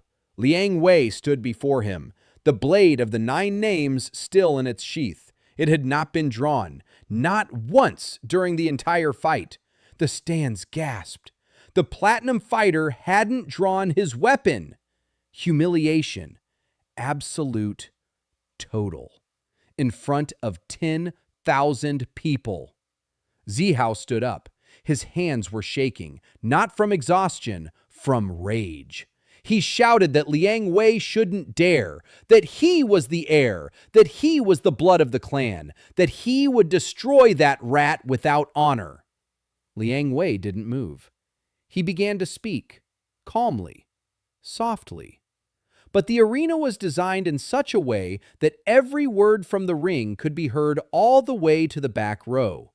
He said that 4 years ago, he had arrived at the Liao clan as the son of a merchant, that he worked 16 hours a day, that he forged until his hands were covered in burns and then forged again, that he forged the ZSHK 42 Certification Blade 7, a record in 40 years. The stands listened. He said that Liao Zihao had presented this blade in the presence of the chief and 2 elders. He claimed it as his own. That Liang Wei had burned his qi channels because he had surpassed the heir. Paragraph 14 of the Liao clan statute. His voice did not falter. Not once. Facts. Numbers. Names. 10,000 people fell silent. Absolute silence. Even the wind had calmed. Liang Wei pulled a letter from his chest. He unfolded it. Raising it above his head, he said it was a contract for his assassination. Signed by the head of the Liao clan, Jinhua. Amount? 2,000 liang of gold. Executor? Hall of 1,000 blades. The contract includes the seizure of any artifact forged by Liang Wei. On the Liao clan's dais, 3 elders leapt to their feet. Liao Guang turned pale. Liao Ming gripped the arm of his chair so tightly that the wood cracked. Liao Jie took a step back. The chancellor on the imperial dais raised an eyebrow. Just one. A gesture worth more than a shout. Liang Wei put the letter away. He looked at Zihao. He was in the arena, pale, mouth agape. The sword in his hand trembled. The shield dropped. Liang Wei placed his hand on the hilt of the sword of the 9 names, for the first time in the entire fight. The stands held their breath. 10,000 pairs of lungs at once. He drew the blade. Slowly. The black metal emerged from the sheath like night on the horizon. 29 lines on the blade glinted. The fingers on the hilt tightened. Every scanner in the stands flashed. 28,542. The number lingered in the mind of every cultivator in the square. Princess Su Wanqing pointed the scanner clip. It flashed. The number. She blinked. Looked again. It flashed once more. The fan slipped from her fingers. It fell to the floor of the podium. She didn't pick it up. She whispered only with her lips that this rank was not in the records, that this rank was a myth. General He-jin remained motionless. His hand rose unconsciously to the general's insignia on his chest. He only saw this in war, a force that makes one forget one's own rank. Liang Wei took a step forward. Zihao raised his shield. ZSHK 8,000.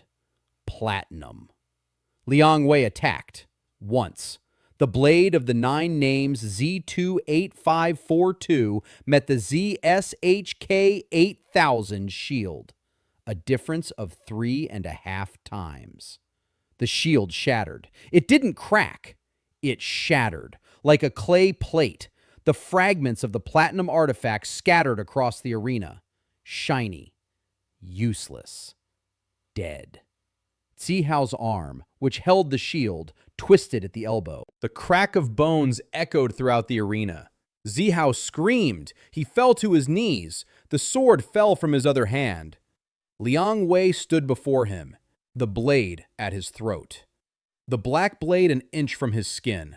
Zihao looked up, into Liang Wei's eyes. There was no fury. There was no triumph.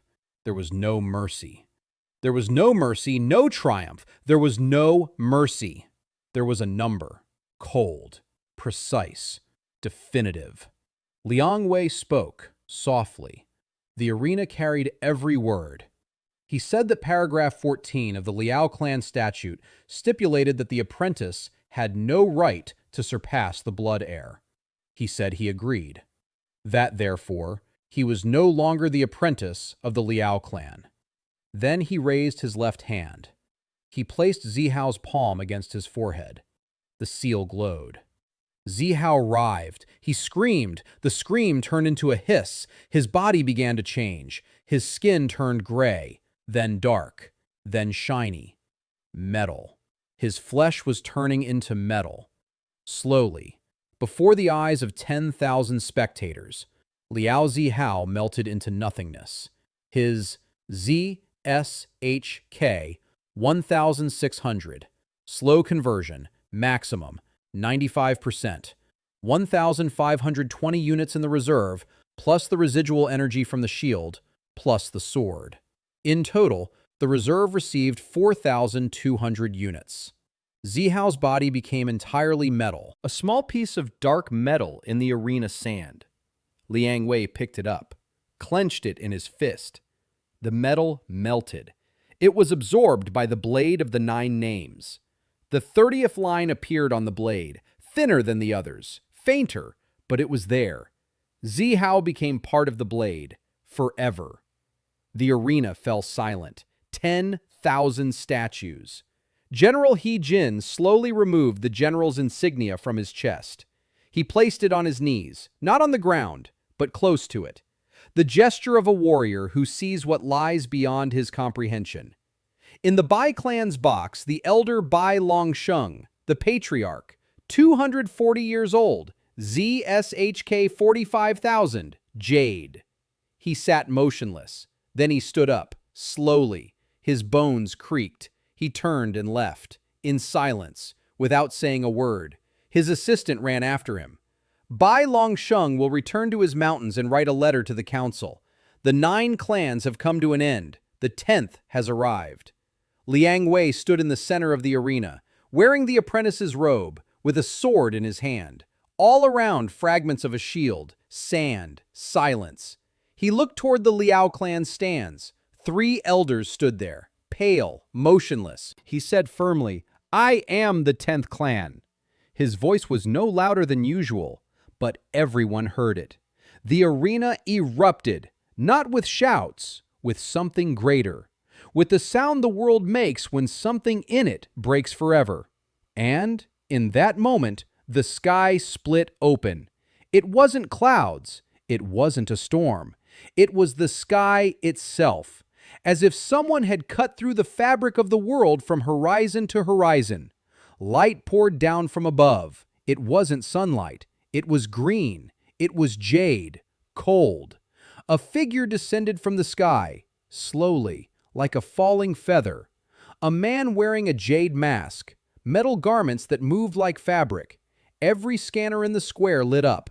They flickered. They smoked. They melted. 10,000 scanners burned simultaneously. The number was too great. The scale couldn't handle it. Princess Shu Wanqing grabbed the hairpin in her hair. Hot. Melting. She ripped it out. She threw it away. The imperial artifact fell to the floor of the dais like a piece of smoking metal. General He Jin stood up. His hand rested on his sword. A reflex. Useless. He knew it was useless. The chancellor on the imperial tribune, for the first time in 30 years, changed his expression. The figure descended into the arena. 10 paces from Liang Wei. The sand did not stir. The air did not move, as if gravity did not dare to touch that man. The voice did not sound aloud. Inside, in the mind of every spectator, in the mind of every person in the square, simultaneously. Little blacksmith, I have waited for you 3,000 years. Let us talk about your father. Liang Wei stood in the arena, the blade of the 9 names in his hand. 30 lines on the blade, 30 lives in the metal. Before him stood a creature whose ZSHK burned out every measuring device in the square. The ancient blacksmith Yu, founder, creator, jailer of the 9 clans. He who, for 3,000 years, engraved the line of the primordial fire and let a branch pass. The branch that became the salt merchant. The merchant became a father. The father became a legacy. The legacy became a seal. The seal became a forge. The forge became a blade. And the blade arrived at the square of the 9 flames. Yu smiled. Liang Wei could see it even through the mask. The smile showed in the curve of the jade, in the tilt of his head, in the relaxation of his shoulders. Yu was not afraid. He was not threatening. He smiled like a master who had finally spotted a worthy piece. Liang Wei clenched his fist. 30 consciousnesses integrated within the blade fell silent. All of them. For the first time, not by order, not out of fear. They feared the one standing before them. Liang Wei was not afraid. He was calculating. The seal on his chest burned evenly, the forge that had been burning for 3,000 years. He whispered with his lips alone, not to you, to himself. 4 names were the beginning. Now there are more, many more, and the list is not closed. He raised the blade. The black blade caught the jade light and did not return it. 10,000 spectators watched. 2 forces in the arena, the old and the new. 3,000 years and 19 years. The creator of the system and the one who came to destroy it. Yu stopped smiling. Liang Wei wasn't smiling either. He never smiled. He forged.